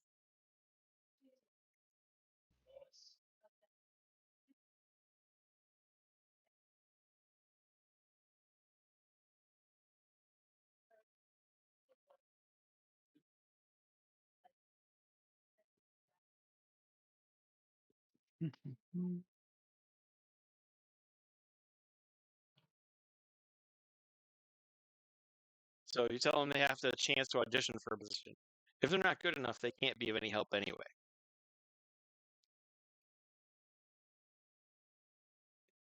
Okay. You know, the competitive, hyper-competitive ego. Thy name is testosterone imbalance. Right. A little competition,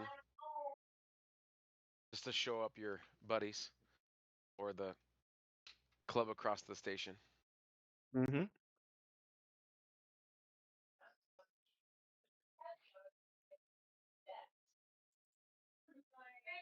Okay. So, rapport. Do you have rapport? Yeah, I report average. Rapport versus will. As you get your chance. Gruff trying far too hard to pretend that he doesn't care. Anton Vlasic shows up at the internet cafe the next afternoon.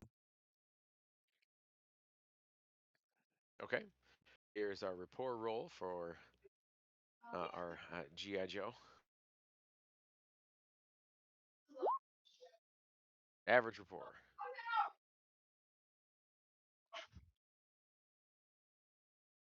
Oh, teenagers. Okay, and then deceit versus empathy if you're going to do this without blowing your cover. Darn it.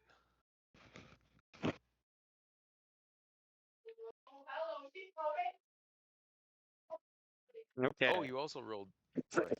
I noticed.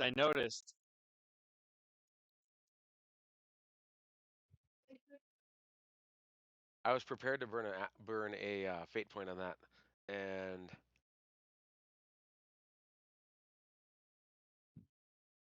um, mm,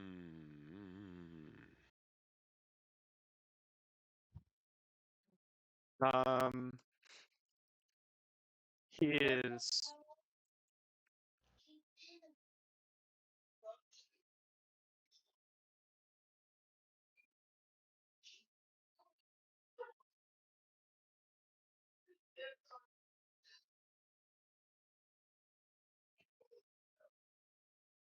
do I need to burn a I fate just point on now I this? just now figured out how Gregory Ivan Joseph is a GI Joe joke. That's how slow I am today. Um, You even asked for it last week. I know. I've had a weekend. You deliberately asked for it. All right, so Oh, 15-year-old high oh school my. sophomore Anton Vlasic is the best computer mind on the station. He's slightly convinced to be an ally of Gregory Ivan Joseph, but has not totally bought into the secret identity.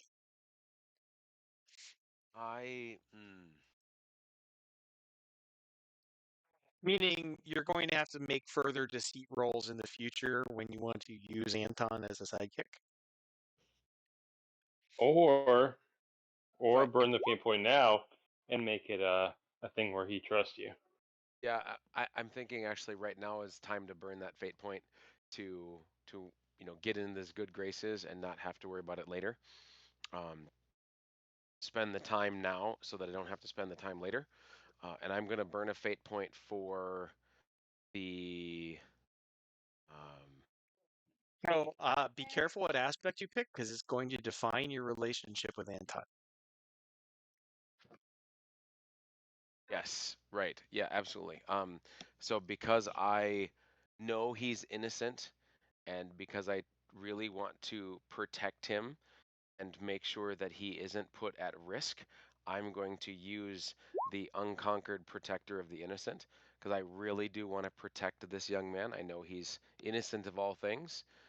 He's a high school kid and he's very prone to being, his naivete, but his ability to find, get into poor things. So I want to protect him because he's innocent, but I also need to make sure that I'm safe. So he's easily manipulated into doing things out of ignorance that could potentially get him into trouble down the road, almost like what you're doing to him. Right, Yeah. exactly. Yep. Like what I'm doing to him right now, and I know what I'm doing, and I completely acknowledge that I'm doing it, and because I'm doing it, I really want to keep him safe to make him completely ignorant of what it is that he's doing. So So he can Oh, you're justifying, you know, seducing the kid into a life of crime, vigilantism and crime alongside you by telling yourself you're going to provide for and protect him in ways that his current status won't allow. That's fair. But that's the framing then of the relationship is, um, you're now Uncle Joe. You step in like that on a 15-year-old. I did this once with a 13-year-old, who or 12-year-old at the time, and now I'm godfather to 4 people in that family, where I wanted to, step in and be there, and it turns out that the kids that need that really need that. And they're not big on letting go, which is okay because relationships kind of define a character. So we've got a absolutely. relationship. Hmm. and you gave the kid plausible deniability, so there's that Yeah, help as yeah, well. yeah. Eventually, when the FBI finally catches you, you can say he was totally my dupe. Yeah, absolutely. Uh, Is that a okay. Did fair you? use of that aspect? No, that's fine. That's a great use. I'm just kind of telling you what the fallout of that aspect was. Like if you had taken it soldier wise, then we'd be doing this like a little bit more drill bit Taylor or Major Payne, where you're taking the 98-pound weakling and you're going to teach him space Krav Maga in the docks, yeah, after school. I will teach you to flip them upside down, turn them around, inside out. They're Yeah. gonna look at themselves and see So their grandpa. that would be a little bit more. That would be a little bit more like Karate Kid, meets the principal kind of a story. Than as it is, you're going to Yeah. be, you've got more commitments to show up for robotics events and the occasional dinner to see how things are going and that kind of stuff. Yep, cool. Now I want to see Major That, Payne Um, again. but that fits I with the Starfallen hero with the savior complex, yes, no, Yes. based no, on it's and the great. protector of the innocent and how he got in the situation anyway. Now you just need another seat and empathy roll to keep his mom from calling the cops on Okay. you. And Wait. strange adult His doc mom work doesn't here, know. hanging out with my 15-year-old boy. You better get along with mom, or you are dead.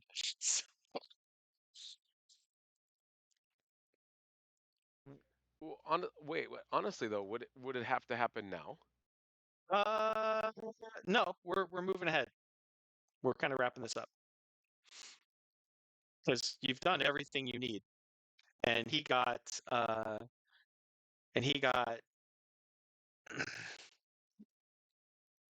well, he got great to disqualify and erase the video. So problem solved. You're in the clear. Okay. Comic book issue number 2 finished. So we are gonna make the deceit and empathy roll for the mom character, the unnamed mom. Oh yeah, let me get right on that. Mama, I just killed a That was a man. question. Are we doing that now?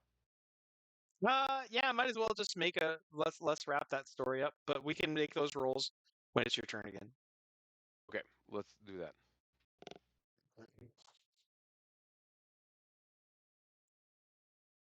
Oh, On to Cookman.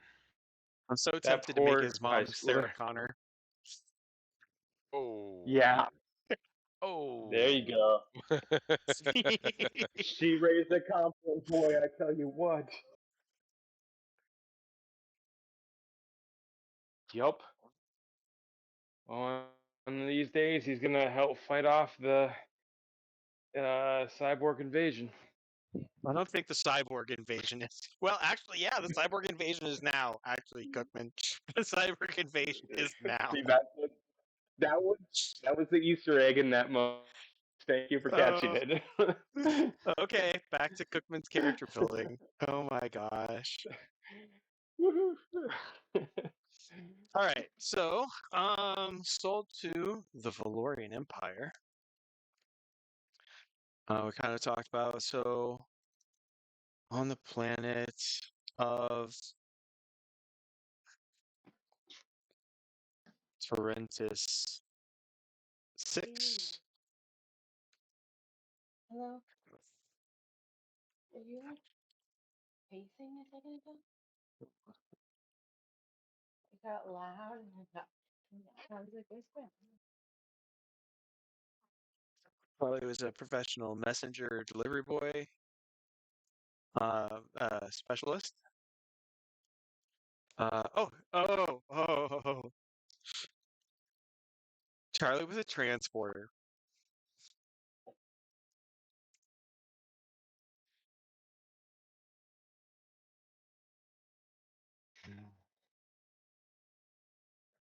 The gas giant's mining station.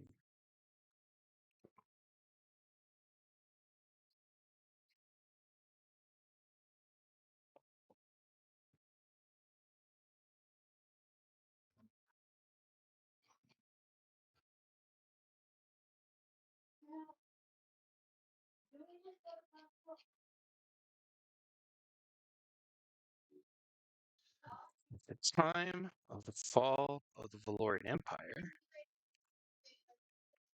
he had earned his freedom and was working on saving up to build his own spaceship to find a better life. So you've got some piloting abilities, etc. Um, let's see. Phase. Think about an aspect. I'm leaning towards I have the speed that you need.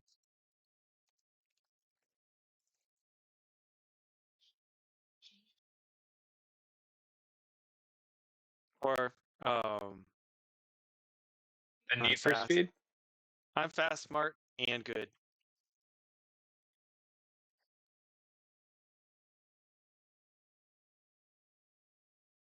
Okay.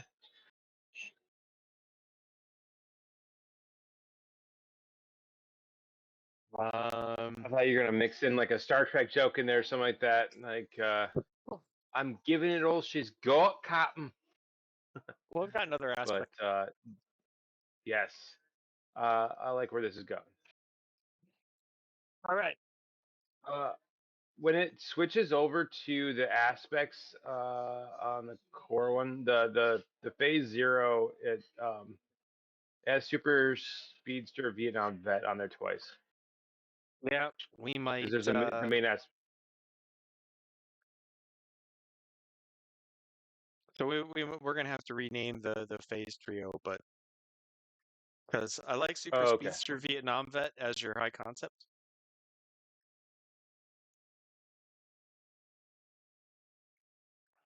gotcha. Think about trouble and think about so what I want you to think about for when we come back to you is the Valorian Empire gets conquered by an alliance led by the Namians. And so when your greater New York metro in orbit around a gas giant falls, what are you doing during that fight? Like, you can totally run and hide. Are you, think what is that? What does the fall of your country, of the fall of your city, look like in your story? Gotcha. And that's what we're going to get to when we get back. Meanwhile, Alex, GI Joe has to. Gregory has to present himself as a respectable social positive in young Anton's life in order to avoid uncomfortable discussions with the local constabulary.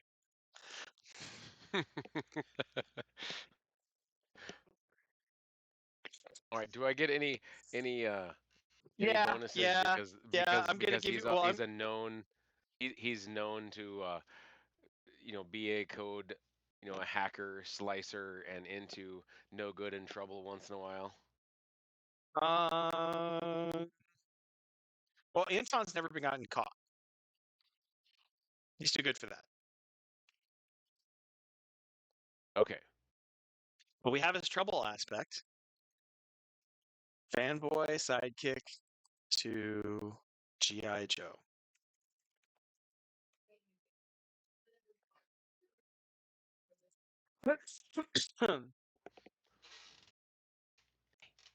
Totally not Jimmy Olsen. There. Um,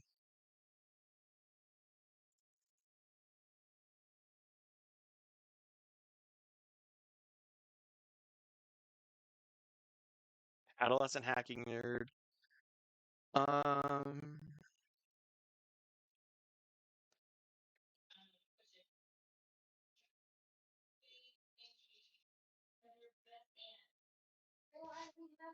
so, headed for trouble one way or another is definitely going to describe him. And, but since you're the Yeah, I would cause say of since you're the cause of his um since you're the cause of his trouble aspect, you can probably tag that one for free. okay. Right now I, or at some point in the future?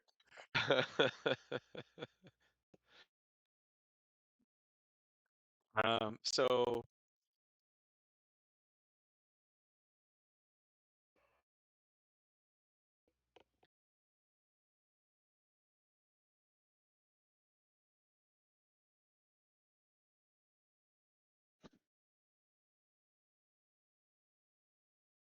It definitely does seem like Anton's headed for trouble,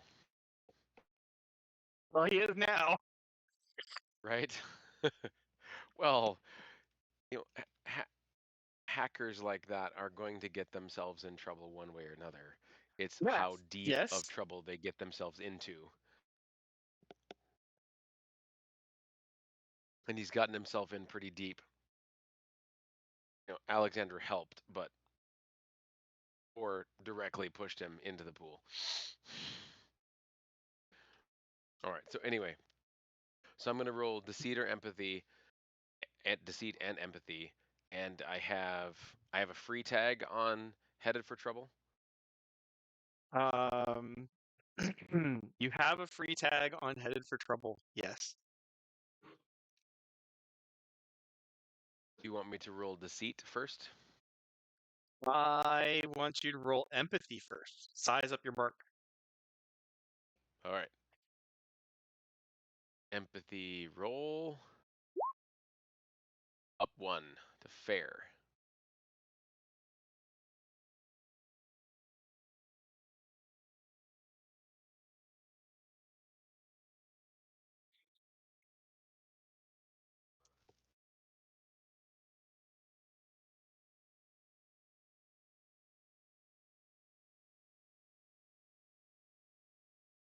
No, I should not be. Any character concept that makes me giggle this hard should be disallowed.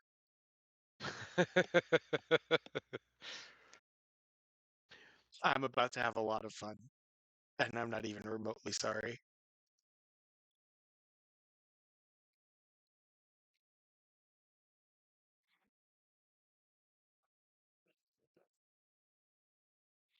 I can't imagine why you would have fun with this, Bruce. I don't have any idea.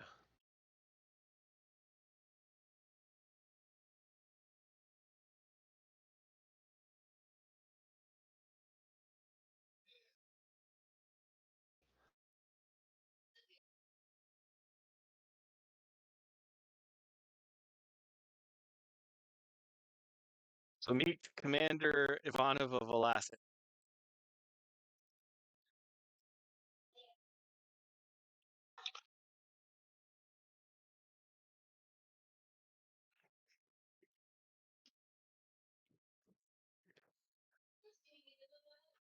Oh, really?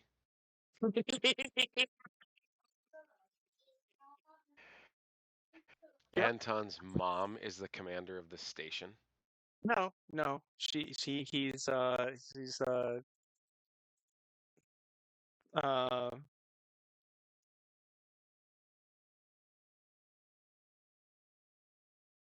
he's third in command and the operations officer for Anon Station. She's a really cool Babylon 5 character, though. And I'm gonna steal shamelessly from her because I'm not even rubbing the serial numbers off this one. Sorry. So yes, awkward dinner with Commander Ivanova and her teenage son. I will entirely admit that when I watched Babylon 5 as I don't know, I was a young teenager, I'm pretty sure I had a crush on her. Yeah, I was in my early 20s, and I still have a huge crush on her. So God says the lonely in families, buddy. That's it. I didn't make Mm-hmm. that up. I'm totally not setting your character up at all. Mm-hmm. Um, Oh, so I missed something. What did you say so about God says what about families? actually, it's in. Is it? Let me find it. It's in the Bible. God sets the lonely in families.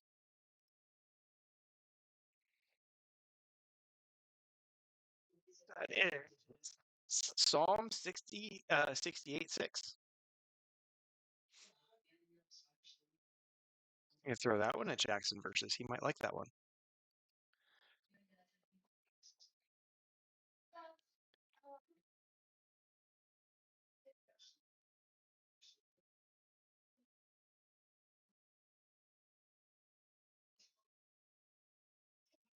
God sets the lonely in families. He leads out the prisoners with singing, but the rebellious live in a sun-scorched land.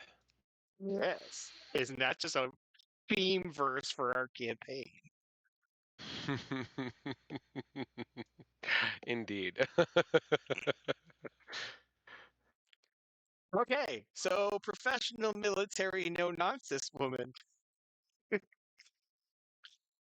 Uh, you might have some aspects. I'll give you a fate point because you really need to make this work. But you might Okay. have some aspects that might help. So rapport versus Russian skepticism. Oh gosh. Russian skepticism. That's gonna go well. All right.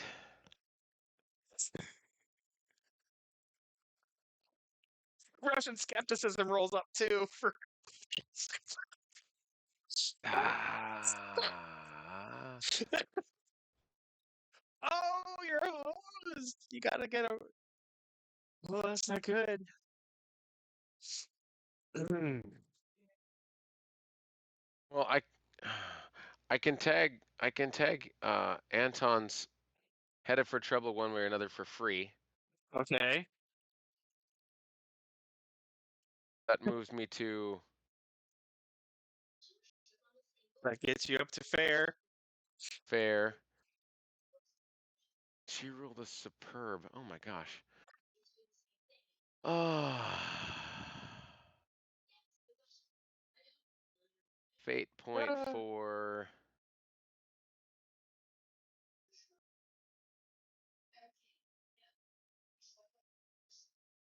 fate point for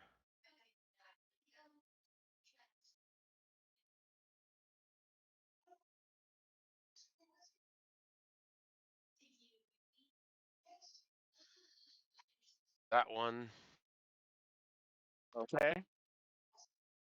Hero the Savior complex because he wants to bring Anton under his wing and help him grow and develop as a man, as a You want to show up Um, for her kid, you know. That oh, sh- there's some mama bear appeal for that.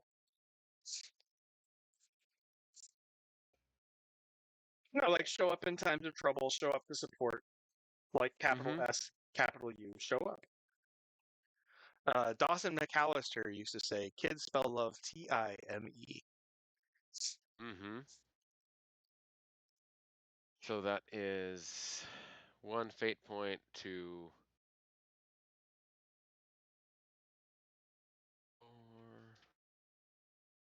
great, and I have to beat it. Earn my final fate point for. Oh, Oh man.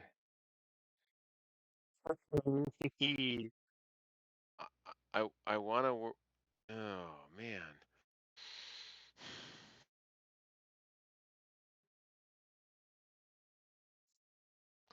So part of me wants to use the War Hero of XO9 as the other one, but I'm going to use, I think, the the story aspect of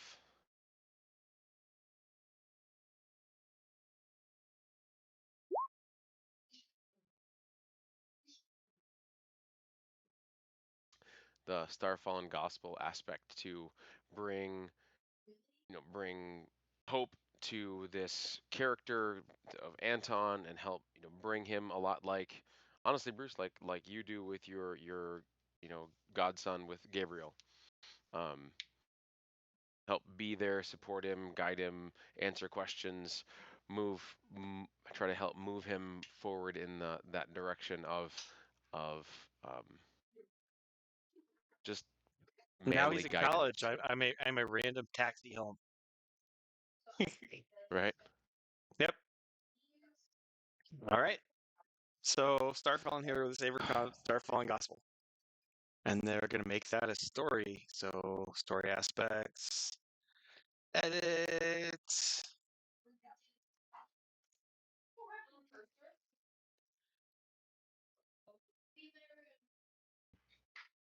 added. So we've got room for one more story aspect: Vigilante's Power and Justice, Starfallen Gospel, and you have succeeded.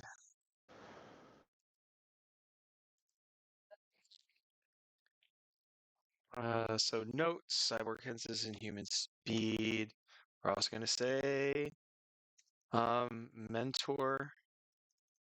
mentoring teenage hacker sidekick Anton Velasic. Added to your notes. All right. Meanwhile, what does the fall of Valoria look like for Charlie?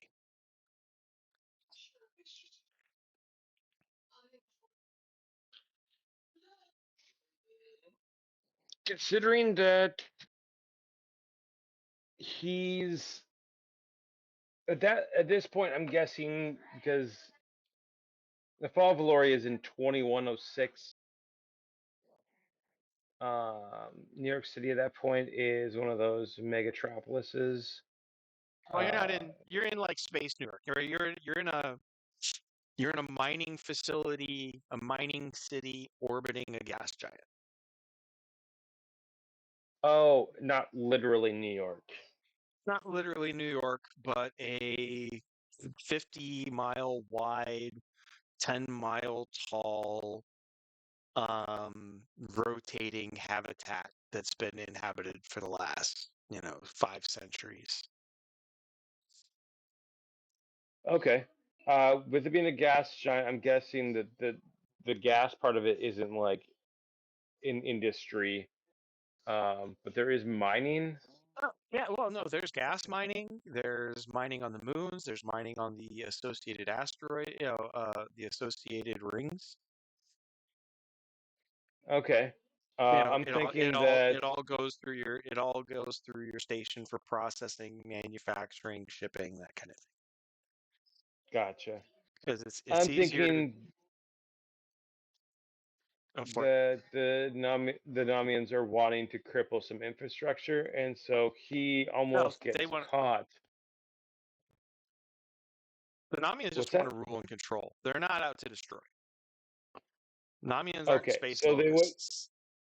they wouldn't strategically sabotage certain things to cripple the Valerians' infrastructure, so that would be easier to take over. No, they're gonna show up with various legal pretenses and enough soldiers to try to make sure nobody fights back. And people being people, young hotheads inevitably fight back. Okay. Well, then that definitely happens here then, since it's analogous to New York City.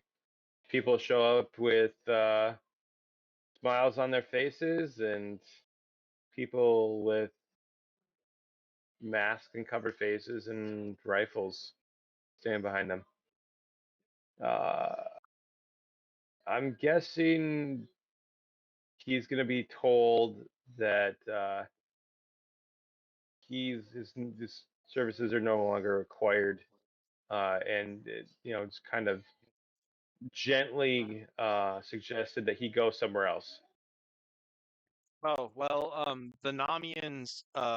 One of the main justifications of the Namians used to conquer the Valorian Empire is the Valorian Empire betrays its own code by taking in. So the Valorian Empire took in the people the Namians sold as slaves, but made them indentured so they could earn their freedom.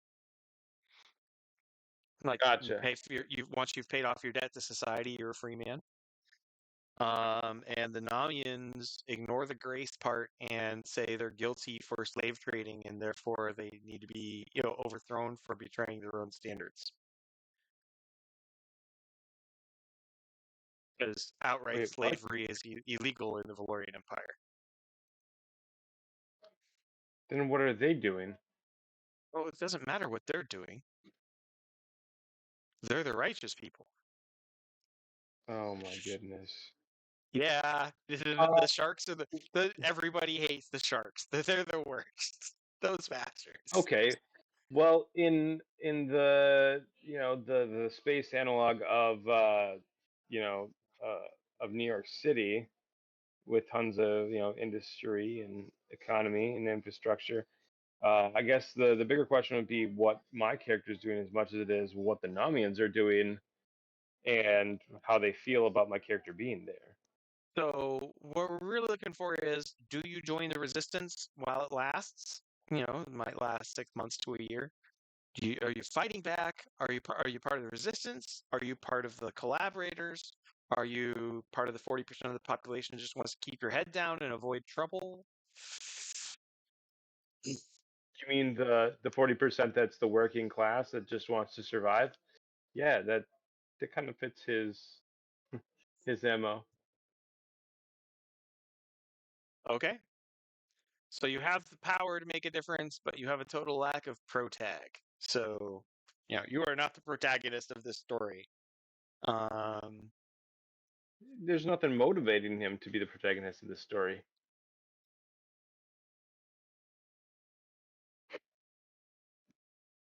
Is that not true?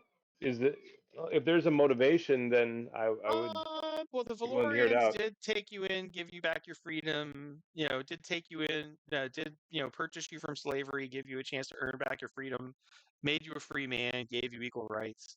There's a reason that American characters kind of get along well with Valoria the Valorian Empire, because it functions a lot like the early Americas.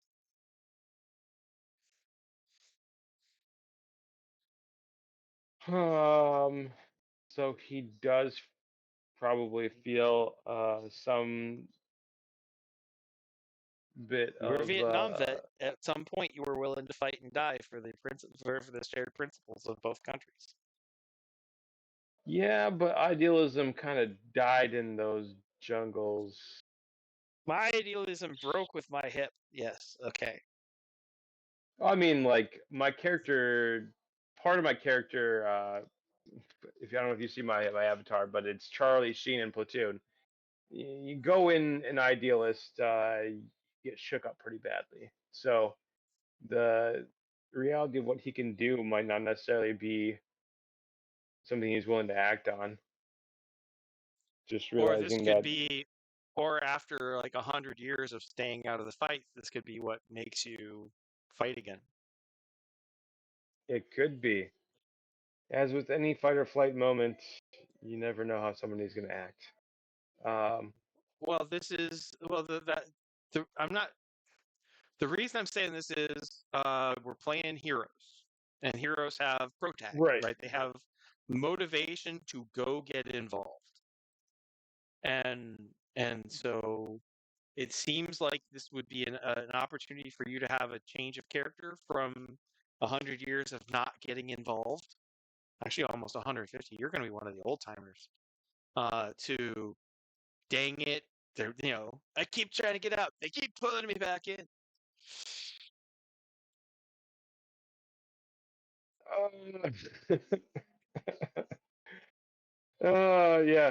Yeah, over 100 years, and they're still trying to drag me into war.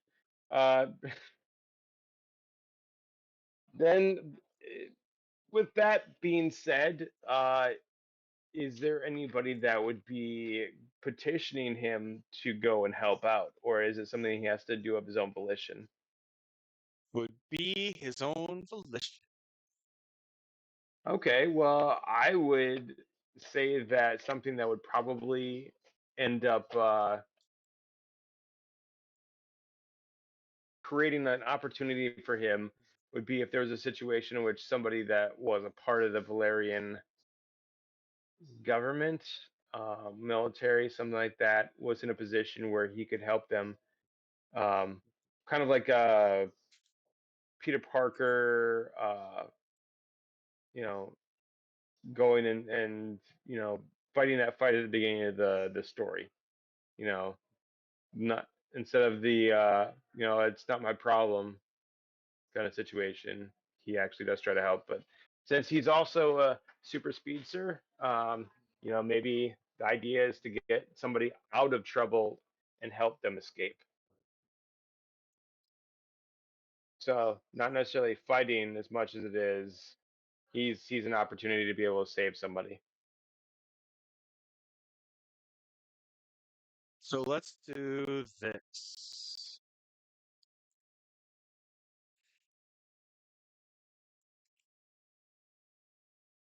I get to alliterations. Okay, so as the Nomians conquer Amber Delve, hotheads resist, unable to stay completely out.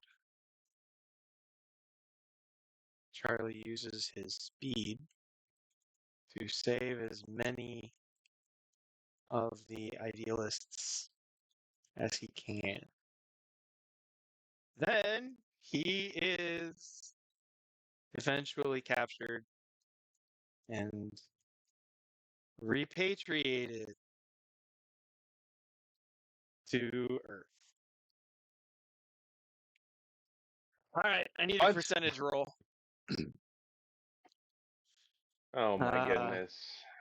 He is ultimately unable to escape the truth of his inner hero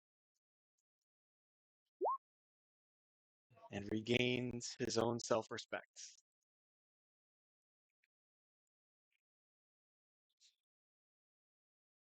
55. Get over water! Yay, it's water. Roll 1d. All right, I'm gonna roll 1d7 and see what ocean you end up in. Let's see. I'll let you roll. Let me see. Ocean size by percentage.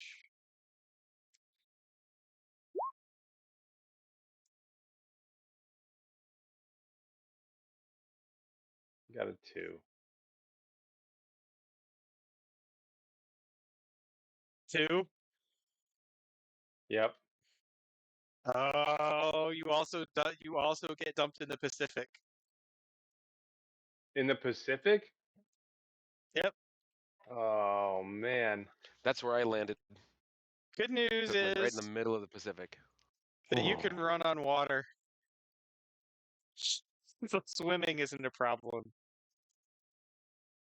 Legendary. I take a nice little jog.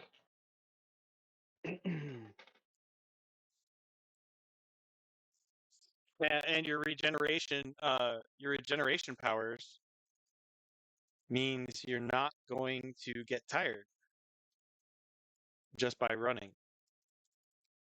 So you can run to 1, 2, 3, 4, 5 That's almost not fair, continents, Bruce. He can run on water. 6 That's continents. almost not fair. He's faster than you. He's I he's know. he's I know. orders of magnitude faster than you, so he wasn't gonna drown. Right, I know. And you also have flight, so You really weren't gonna drown. You were gonna sink to crush death. You know where Right, yeah, the right. pressure just killed you. But and that could happen to him too. But so run roll like a feather, sting like a. roll 1d6. I want to see what continent you end up on. 2. Okay. So Peru. I show up in Peru.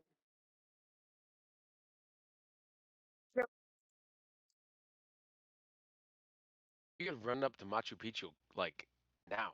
Just go take a visit. Run up the side of the mountain, right into the atmosphere, catch a ride on the space station. Woohoo! Oh, I so badly want to visit Machu Picchu someday. That would be fun. I don't Bring an know how I oxygen feel tank. about it. Like it's like a lot of money, and part of me thinks it'd be really awesome. But I've heard too many stories, and I've been to a handful of places that are just like utterly demonically evil, and that's all you can do there is get creeped bleep out if you're a Christian. Like I've heard too many tourists have gone to Tenochtitlan, right, the actual place that the Dresden Files fight happens in, Oh yeah, or Chichen Itza, and they're like, it's beautiful. And I wanted to run screaming into the hills the entire time because Yeah, it's it's just. creepy. hmm And it was another bathed one in of the those blood of innocence. child's, yeah. Well, the Machu Picchu culture, they like to make mummies out of prepubescent or parapubertal children. You know, killing them and stuffing them in crevices as offerings to the gods.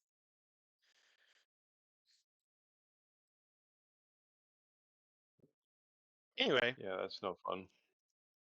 so I would feel really bad if I saved up for 5 years to afford that trip, and then all I got there was, you know, a fresh set of nightmares.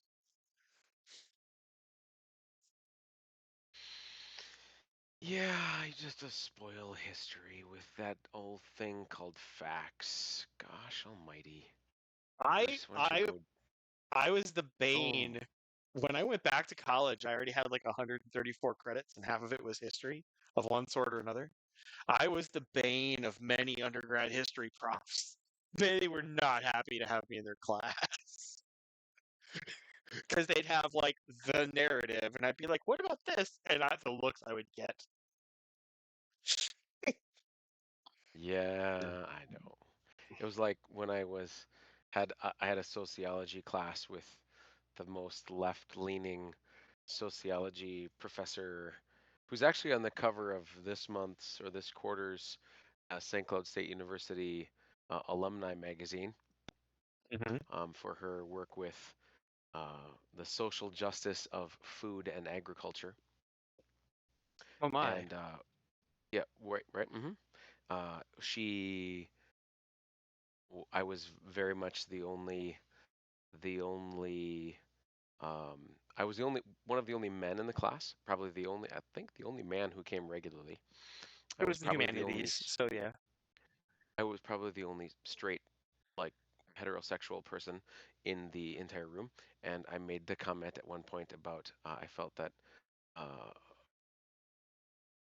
my view of homosexuality at that present moment was a disordered view of human sexuality, and the room stopped moving. I love that phrasing. I mean, that's like the Catholic Church's standard phrasing. I just love that phrasing. It's such a great balance between law and gospel. What's the phrasing again? It it's a disordered view of human sexuality. It's disorder. You It have mental misses. disorders and physical disorders, and this is Right. a disordered view of of of human sexuality. And in that particular class, everyone in the room stopped moving, and I just smiled, and we just had a really nice conversation. Uh, University of Akron. So this would have been my like third or fourth year, but I had been a pre-seminary student before, so the world culture civilizations teacher has a bunch of unwilling freshmen as one of those default classes. But she hmm decided to go on when she got to the rise of Judeo-Christianity. She was so far over her skis, it wasn't funny. Like she claimed that the 1600-ish, the 1600-ish BC establishment of Judaism was a knockoff of Zoroastrianism. My hand goes up. So Zoroaster, 7th century BCE, Medo-Persian Empire. Uh, Moses, 15th to 13th century BC, and and you think he's copying from a religion that wouldn't be invented for another 800 years? Oh no, I believe the Zoroaster only codified a religion that had already been there by 16 for 1,000 years earlier. Why do you say that? Because it's obviously was copied into Judaism. Blink, blink. But okay. Right. And then she got to the New Testament, same professor, and she went off on the Gnostic Gospels as being superior and more reliable. And by that time, I knew that that I was probably going to fail the course. But I came up to her after class. I was like, so how familiar are you with the Gospel of Thomas? And she's like, well, I haven't read it in a while, but but I know it. I was like, what do you like about the last two verses when Peter turns to Jesus and says, Mary, Jesus, wouldn't it be great if we turned Mary into a man so she could go to heaven too? And Jesus says, yeah, okay, and does.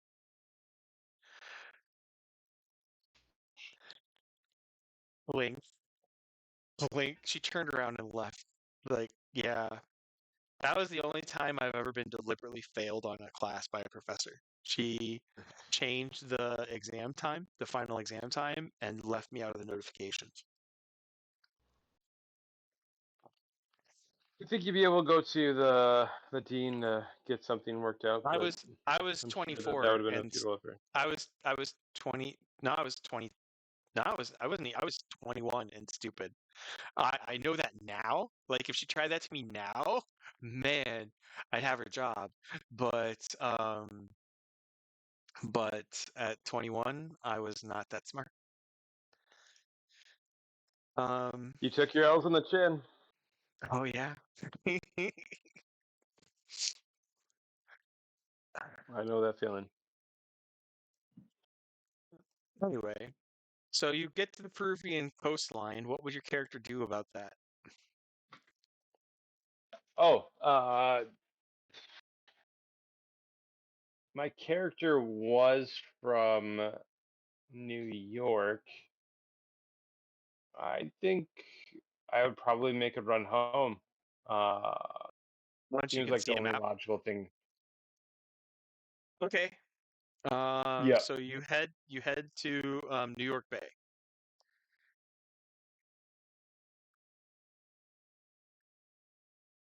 unimpeded. Wow, And I didn't and, think it was and, gonna be that the, easy. dude, you take a 3-hour nap and you can just jog there. What am I going to do to stop you? Mm, I don't know. Like there You're you're being a dude you're that's running that fast. And the government's like, hey, we need to stop them before he Okay, enters. but radar doesn't. The radar doesn't look that low. Yeah, but wouldn't there be people calling it in? By the time they call it in, you're miles and miles away. Okay, fair enough. You're I thought it'd be a problem, but with the exception of flight, you're as fast as it is possible to get in the Dresden Files rules.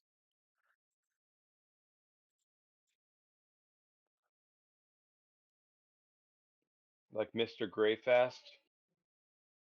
Goodman Gray? No, Goodman Yeah. Gray has supernatural speed, and you have one level above that. You have mythic speed.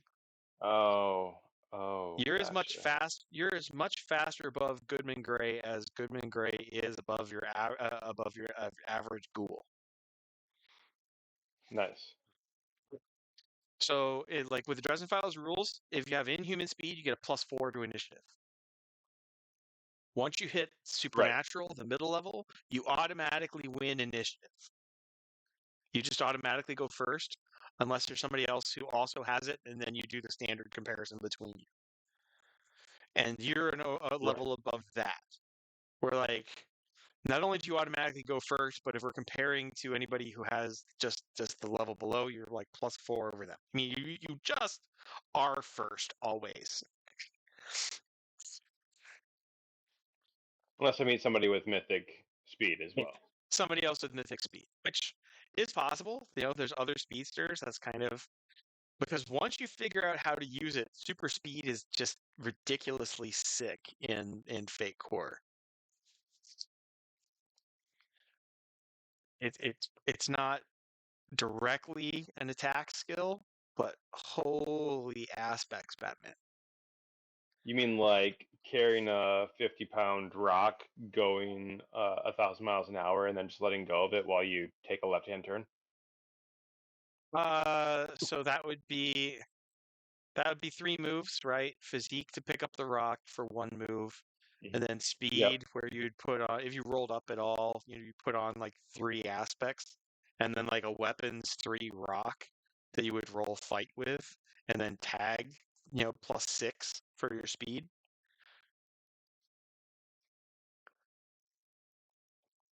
And that's assuming you just were running with your good fight ability.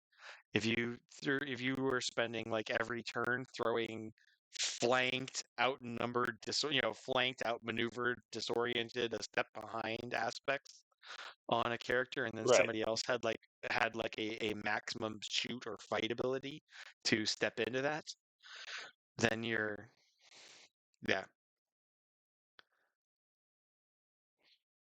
That is a good point. I will keep that in mind going forward. Say nothing of you have a bonus of your base dodge is legendary. So you're liable to pick up, get bonus aspects almost every time you defend yourself. That'd be good. Yeah, the speedster characters in Fate Core are just like a eye print boost. And that's kind of how they function. Yeah, because they don't have a lot of oomph behind it. If I were to save up a couple of... It doesn't make a lot of it. Yeah, it's like every other, but you can still spend 1 turn throwing on 3 or 4 aspects of speed, and then tag that, and suddenly you're not you don't have a good, you have a legendary +1 attack for punching them next time, because you're punching them at like Mach 5, where they're so completely flat-footed, that they... Right.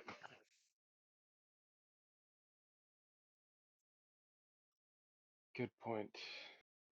All right. So I ran to New York City. New York City doesn't exist. Oh. Well, I ran in North America for no reason at all. Well, Manhattan is a reef because of the size of the nuke that got dropped on it. Oh my. right? So the Ooh, island am I of getting Manhattan radiation poisoning? shattered. Uh,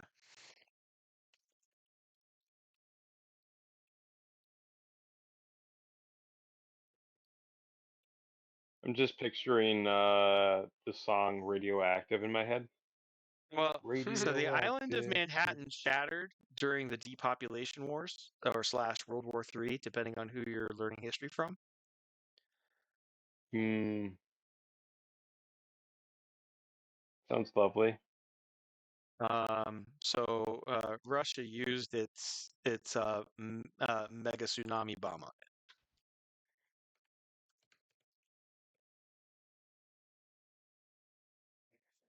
Mega tsunami bomb. Oh yeah, they have a chained.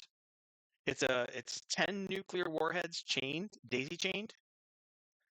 And the missile is designed to explode about 3 to 5 kilometers offshore, or maybe even just a kilometer offshore. And each of them is like easily into the upper tens of megatons. So you have effectively like a wall of 70, 80 megaton explosions, nuclear explosions, a mile off, and then the shockwave and tsunami just destroys whatever coastal city it's targeting. That must also do a lot of damage to like other coastlines too, though.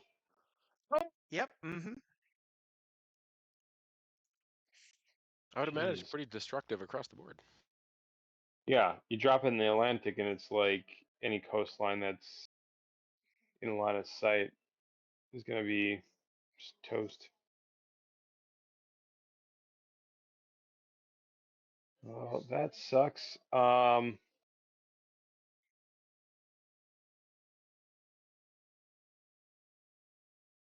So I'm guessing all the people I knew are not only dead, but there's like no descendants. Like it's all boom. There you go. Record keeping was Hmm. kind of a mess at that point. Yeah, I I would bet. imagine it probably would be.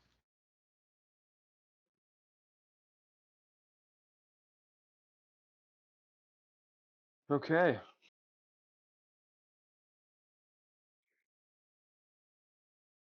And then at this point, the Valerians are also toast, I'm guessing. Or at least in the middle of So, being toasted.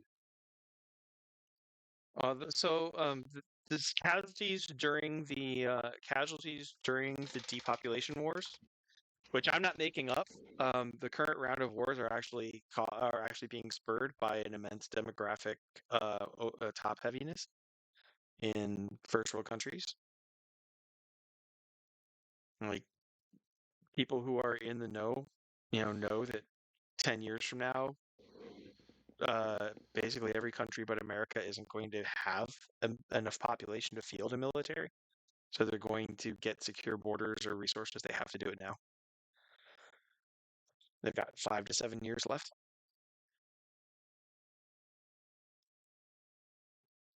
You're saying in real life?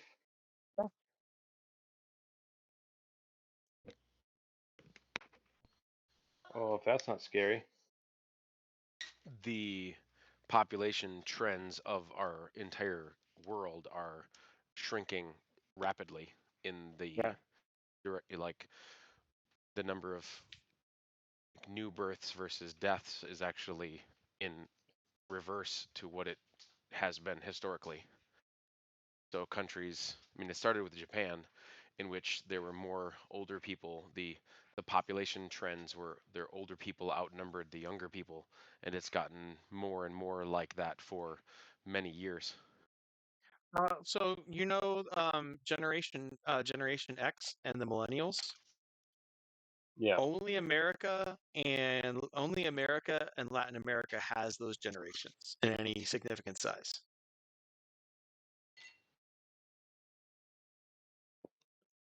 Dang. Didn't know that.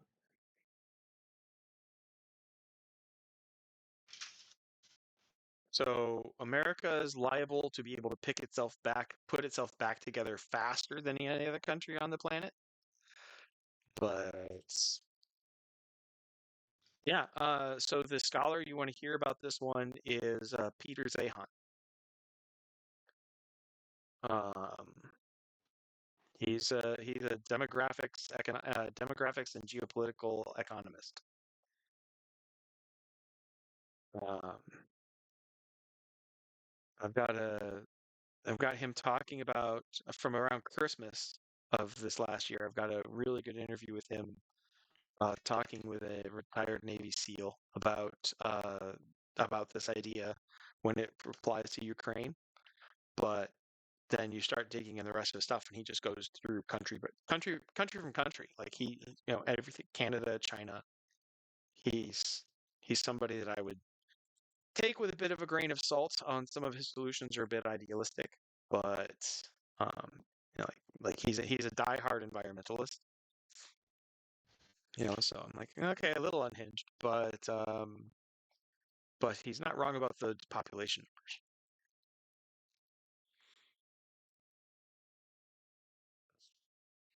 numbers. Let's see.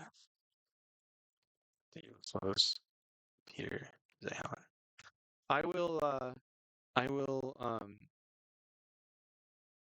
Yeah, it's about 6 months old. Candidate was Xi Jinping. Unfortunately for There you go.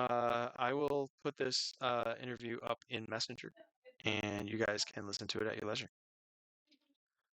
Nice.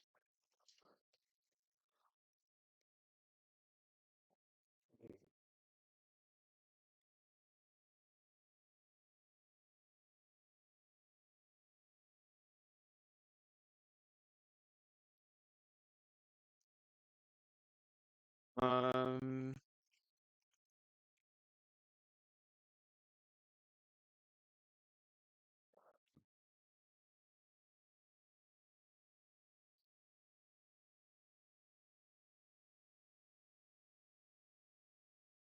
and I have to. I'm like, all right. So yeah, that's shared in the link that I'm not going to be recording. And so my take on history is that World War III does happen, including limited nuclear exchanges. Okay. So like Chicago, DC, the Greater New York Metro, right? Um, the big cities get hit, but as a result of that, the American social political situation changes forever because you just basically killed 60% of the Democrat voter base. Mm-hmm. That would be the quickest way to get rid of Democrats. Uh, I mean, I was looking at like a limited apocalypse as a story, and that just dawned on me. It's like the cultural divide is so incredibly geographic around major cities where people don't have the resources to pay for themselves and feed and clothe themselves anyway, outside of the Right. support of 1,000 miles of surrounding farmland. That should this happen, America's probably never going to be blue again. Because if you I hit the big mean, coast, if you hit the big coastal ports and Chicago, you'll probably you've got like Columbus, which would probably be hit. I mean, you start working your way down, like maybe Colorado would be the only blue Colorado and Oregon might be the only blue states left.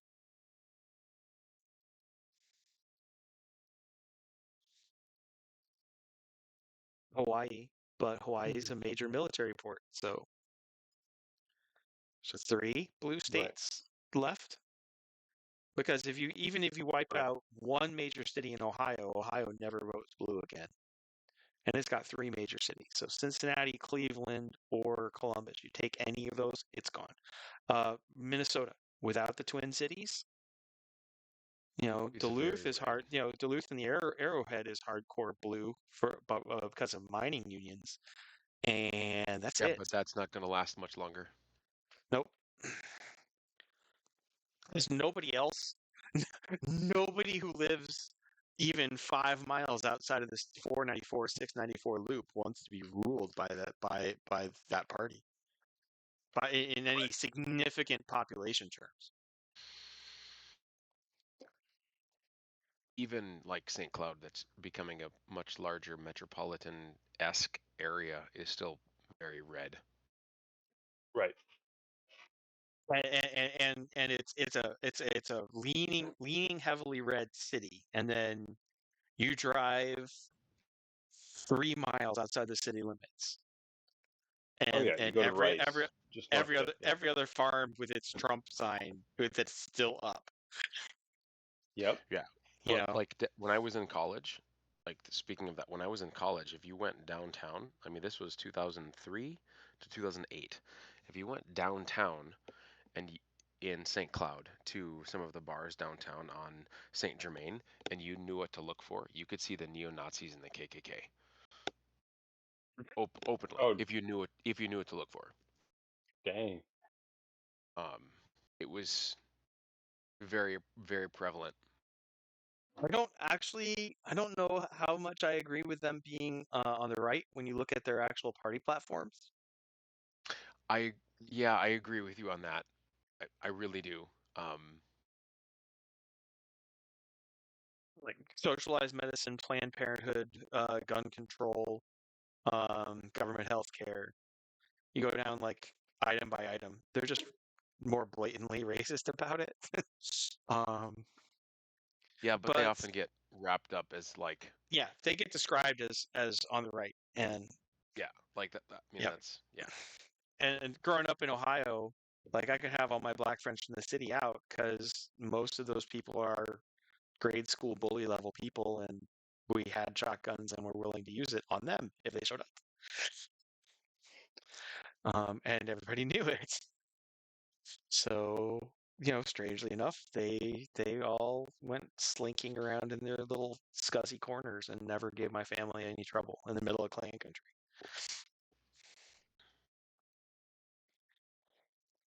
Um, That's good.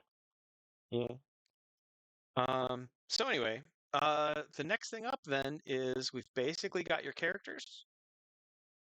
I think we've got to get an aspect for Cookman. We've got a doubled up aspect for Charlie. Yes. So super speedster Vietnam vet. Um,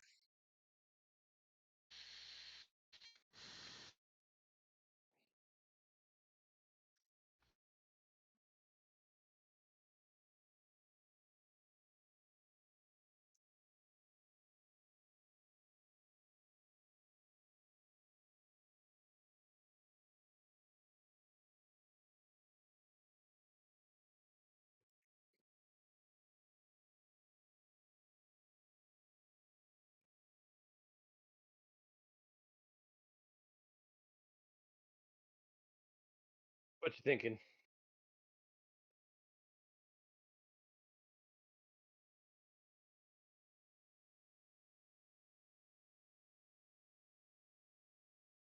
so your character 2134, right? Ish. Your character is 160 years old. This is 2134. That was 2106 when all that happened. Yeah, that's how it Oh happened. no. They didn't, faster than light you to Earth. They launched the Starfall from like the Oort cloud. And it's a good Oh, gotcha. 30-year trip in.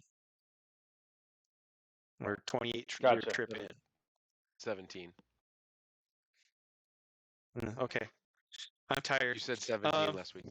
Yeah, so it's a good. Well, that was from where But you were at, but it's a whole generation in okay, of that makes just sense. you and your thoughts, which isn't designed to cause the emotionally scarred criminals to go criminally insane and then release them if they weren't already criminally insane.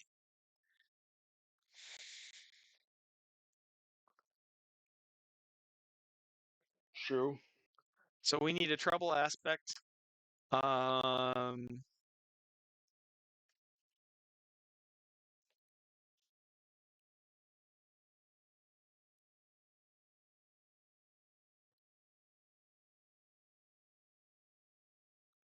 oh, former.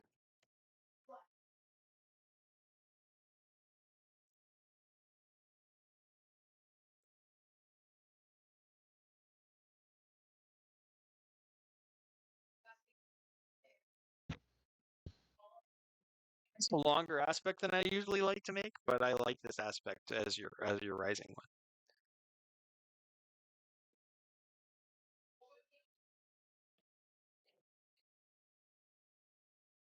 one.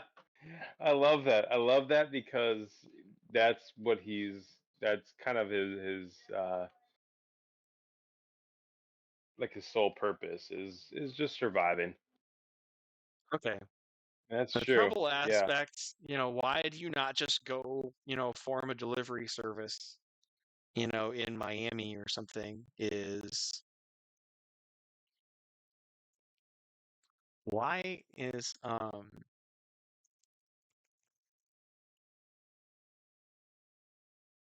What was the saying that you said about like where veterans are all like, keep you try to get out but they keep calling you back in kind of a thing? Yep. So for you, I think I can't outrun my conscience or my past. Okay. You got reluctant rush to the rescue for hero stuff, and you you found out during the fall of the Valorian Empire that you can't live with yourself if you don't save everybody you can. And it's not saying that's something you like about yourself.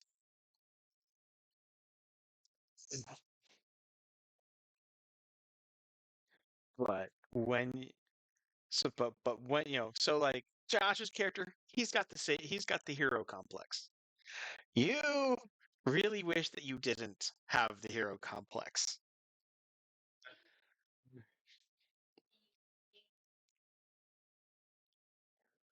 So you That look. makes sense. Yep. Yeah, it's very reluctant about it, but not something that he would necessarily change about himself because then he'd feel bad about that. And we can use that. I can't outrun my past. Everything from you've got a back quest to try to track through the shattered records and find family and friends and whatever might have survived. Yeah. That's character stuff.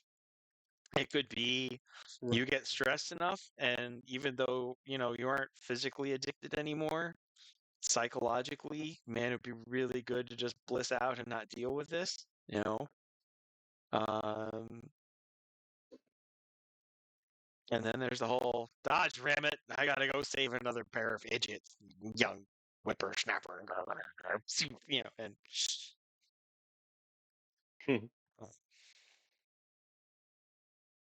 That's right, because he was a yep. little bit older when he got Well, yeah. you'd been in your early to mid 30s, if not late, little later, when you finally almost killed that cop.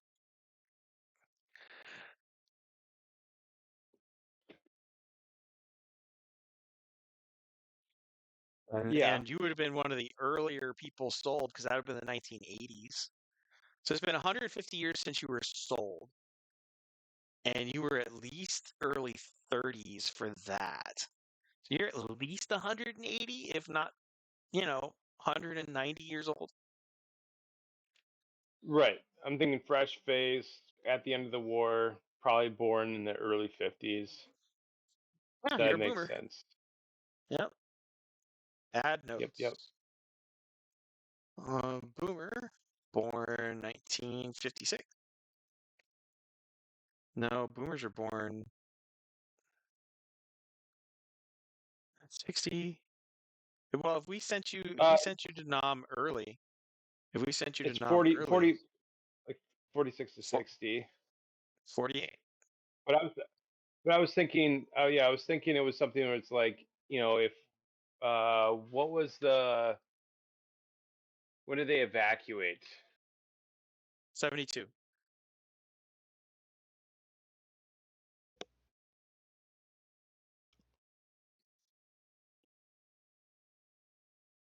But the fall of Saigon was April of 75.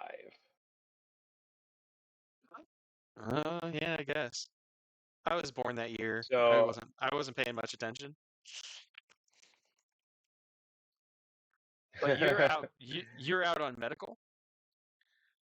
right. So let's say 2 tours in Nam. Say say 64 to 68. Okay.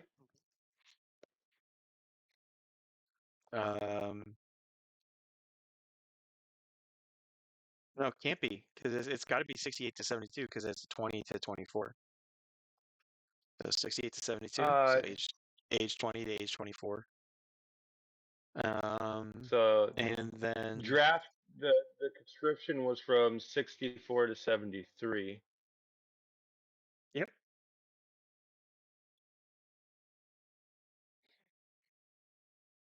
Okay. On the streets till 82. Sold in 85. At age 194. Oh, 96.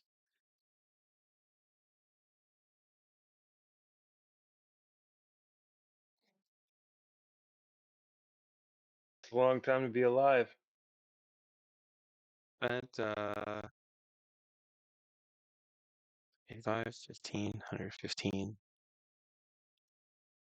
145 years in the Valorian Empire.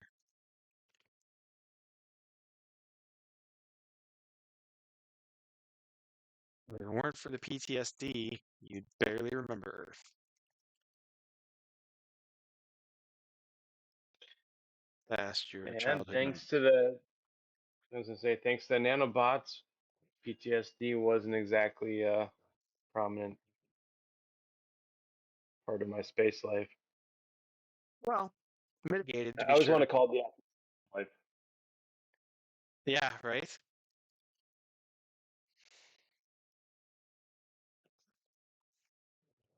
So you've got the scholarship. You can try and track down your family.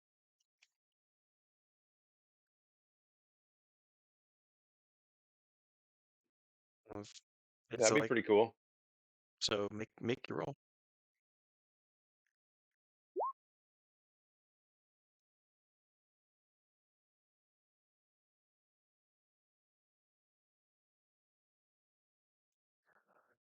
Folks moved to West Virginia in 2014 due to skyrocketing taxes and regulation. Oh no, let's make it more political because I can. 2021, fleeing mask mandates and hyper regulation.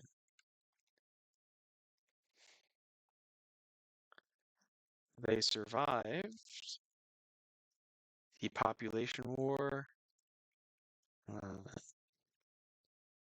Mom died with your kid's sister. Died at your kid sister's place on Luna. Your father had a heart attack at 106.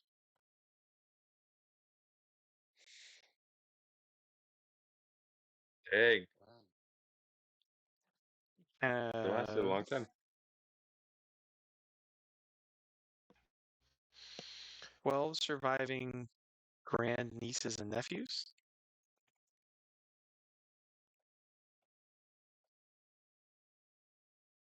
And 108.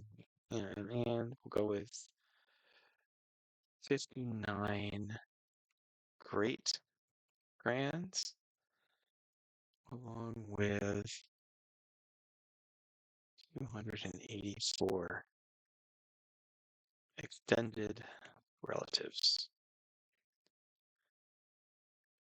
You're just too old for them to have ever even heard you existed. How's that for a stab in the guts?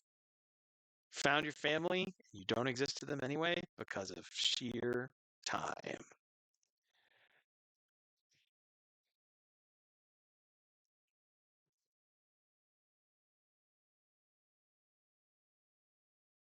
That'd be kind of terrible to learn.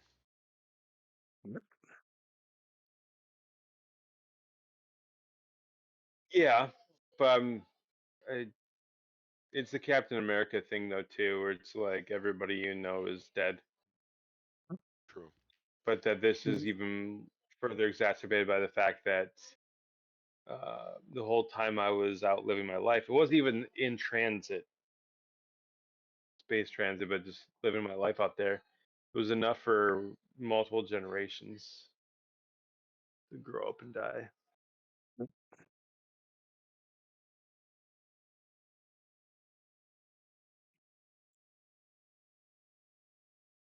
You can't outrun your past.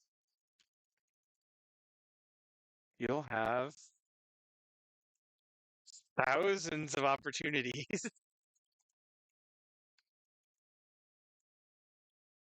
show up for people who don't even know they're your family. A great line from Yeah, that in the Dresden Files when he's talking to Lucio. Dresden's talking to Lucio, and she still keeps track of her whole family, watching for some of them to show signs of magical power.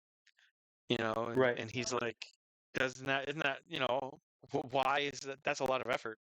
And she replies, um, I no longer exist to them. The opposite is not true. Ooh.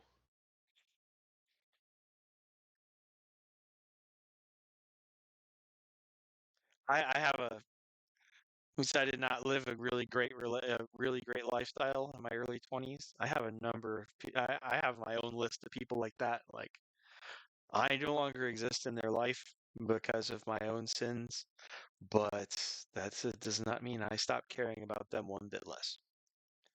It's kind of one of the things that defines me.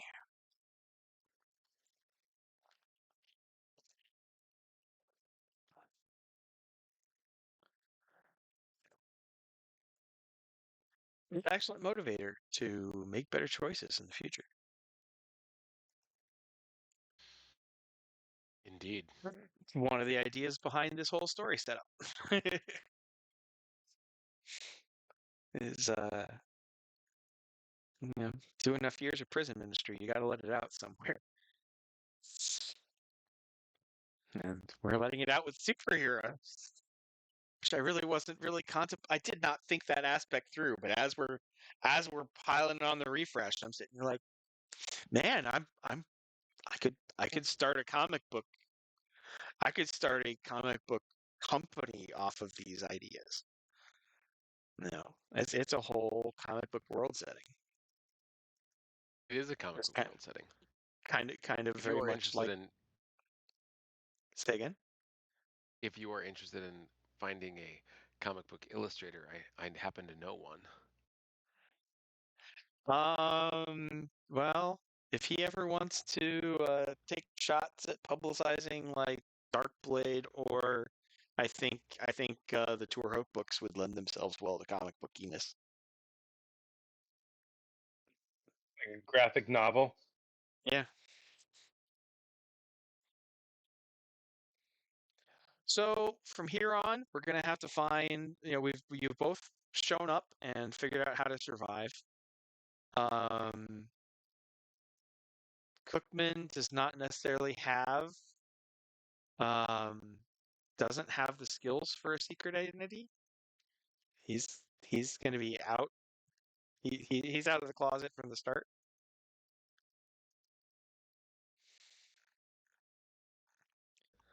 So that'll be interesting.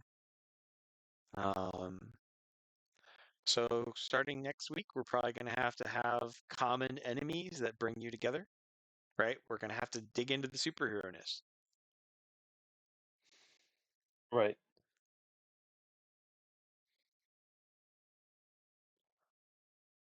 And hopefully we'll see about Scarrett and Roseboro and whether they want in.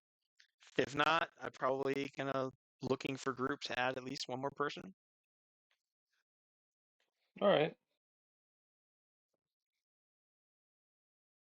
I'll see. Evan has kind of talked about it. It'd be really good to have Evan back. That would be sick. That would be cool. Oh my goodness. I don't even know Evan, but the way you guys talk about it sounds pretty cool. So Evan was my Think best about- friend when I lived in Bemidji. Yeah. And he was my roommate for I think 6 or 7 or 8 years of that. I lived in Bemidji for about 11 years. Yes. He was in What is- Haydong, but I don't think you ever really bumped into each other because you got involved after his other commitments kind of pulled him away. To New Jersey. Yeah, he moved to Jersey voluntarily, the poor schmuck. And Yeah. I know, right? And he now lives over by up in Grand Rapids. He moved back to the family farm.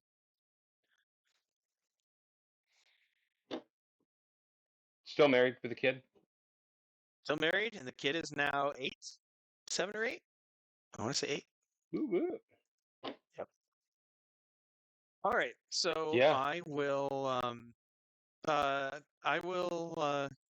He's on Twitter. He doesn't do Facebook, but if you want somebody interesting to follow on Twitter, he's at Logo Simeon. So he mostly does. Logic Monkey. Yep. So that's where he mostly does his work.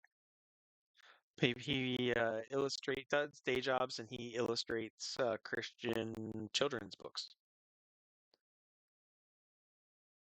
That's his shtick. He is the one who dared me to write the project I've been working on for the last 10 years straight. The ex-gay Zorro story. That was a dare from him. At the time, he was still living with me, and it was like, he's like, write this. I was like, if I write this, I'm going to get lynched. And he's like, yeah, but I'll be hung right next to you. It'll be worth it. Then he moved away. So, that's Evan. He is kind of kooky, intensely Anglo-Saxon. He's pretty awesome.